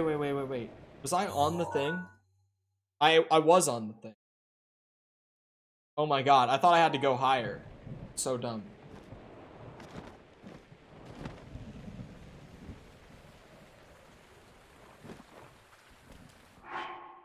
Yeah, I think this is another variant one. I probably... I don't know if I was intentionally limiting it. Because what I do remember is, like... I pretty much exclusively ate, like, meat. And eggs and vegetables. And... I don't really... I like a lot of fruit. I don't love a lot of fruit. Weirdly, I have a strong sweet tooth, but I like vegetables more than I like fruit, generally speaking. I don't know how that works, but it does. It certainly does work that way for me. So yeah, I was just pretty much like meat and vegetables and like eggs all day, every day. I would go to Chick-fil-A, like with friends, and I would just get like a big thing of the grilled nuggets. And I couldn't even get Chick-fil-A sauce because it has too much like bad shit in it that like I couldn't get it. You like oily pizza? If it's pizza, I normally like it. Like I would enjoy eating Pizza Hut. It's just the worst pizza though. You know what I mean? Like I don't hate Pizza Hut the way that I say I do. Like if you get a pizza from Pizza Hut, I will eat some. I will. But I will recognize that it's a shitty pizza. Anyway, I said earlier I was probably going to end early to go and get shit done. And that's what I'm doing. I made more progress than I expected to in 3 hours. And I need to go and get a bunch of stuff done on my end before I need to do stuff with other people. And then I have to do stuff with other people. So yeah, I gotta go and start working on stuff. But yeah, I hope you guys enjoyed. I forgot what I was supposed to say there.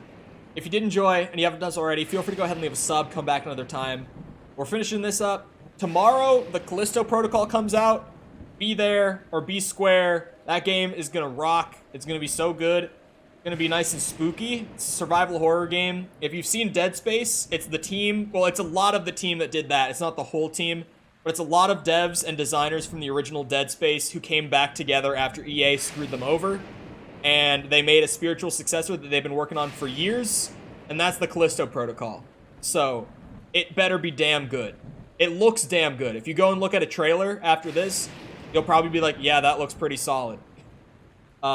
Just a lot of other game stuff that I'm doing soon. Feel free to check out the channel, see if there's anything you enjoy, stream-wise, video-wise, whatever. Also, if you haven't done so already, feel free to go ahead and leave a like on the stream. It helps out a lot with the algorithm. When the stream turns into a video, goes out to like recommended and search and all those other things. Helps out a lot with discoverability, even when I can't be here streaming all day, every day. I appreciate it. Thank you. If you're looking for ways to engage with the community outside of YouTube, feel free to go down in the description. Check out the links down there, like my Twitter, if you want to follow me on there, my YouTube channel. I'm about to say YouTube channel. My Discord server, if you want to join that.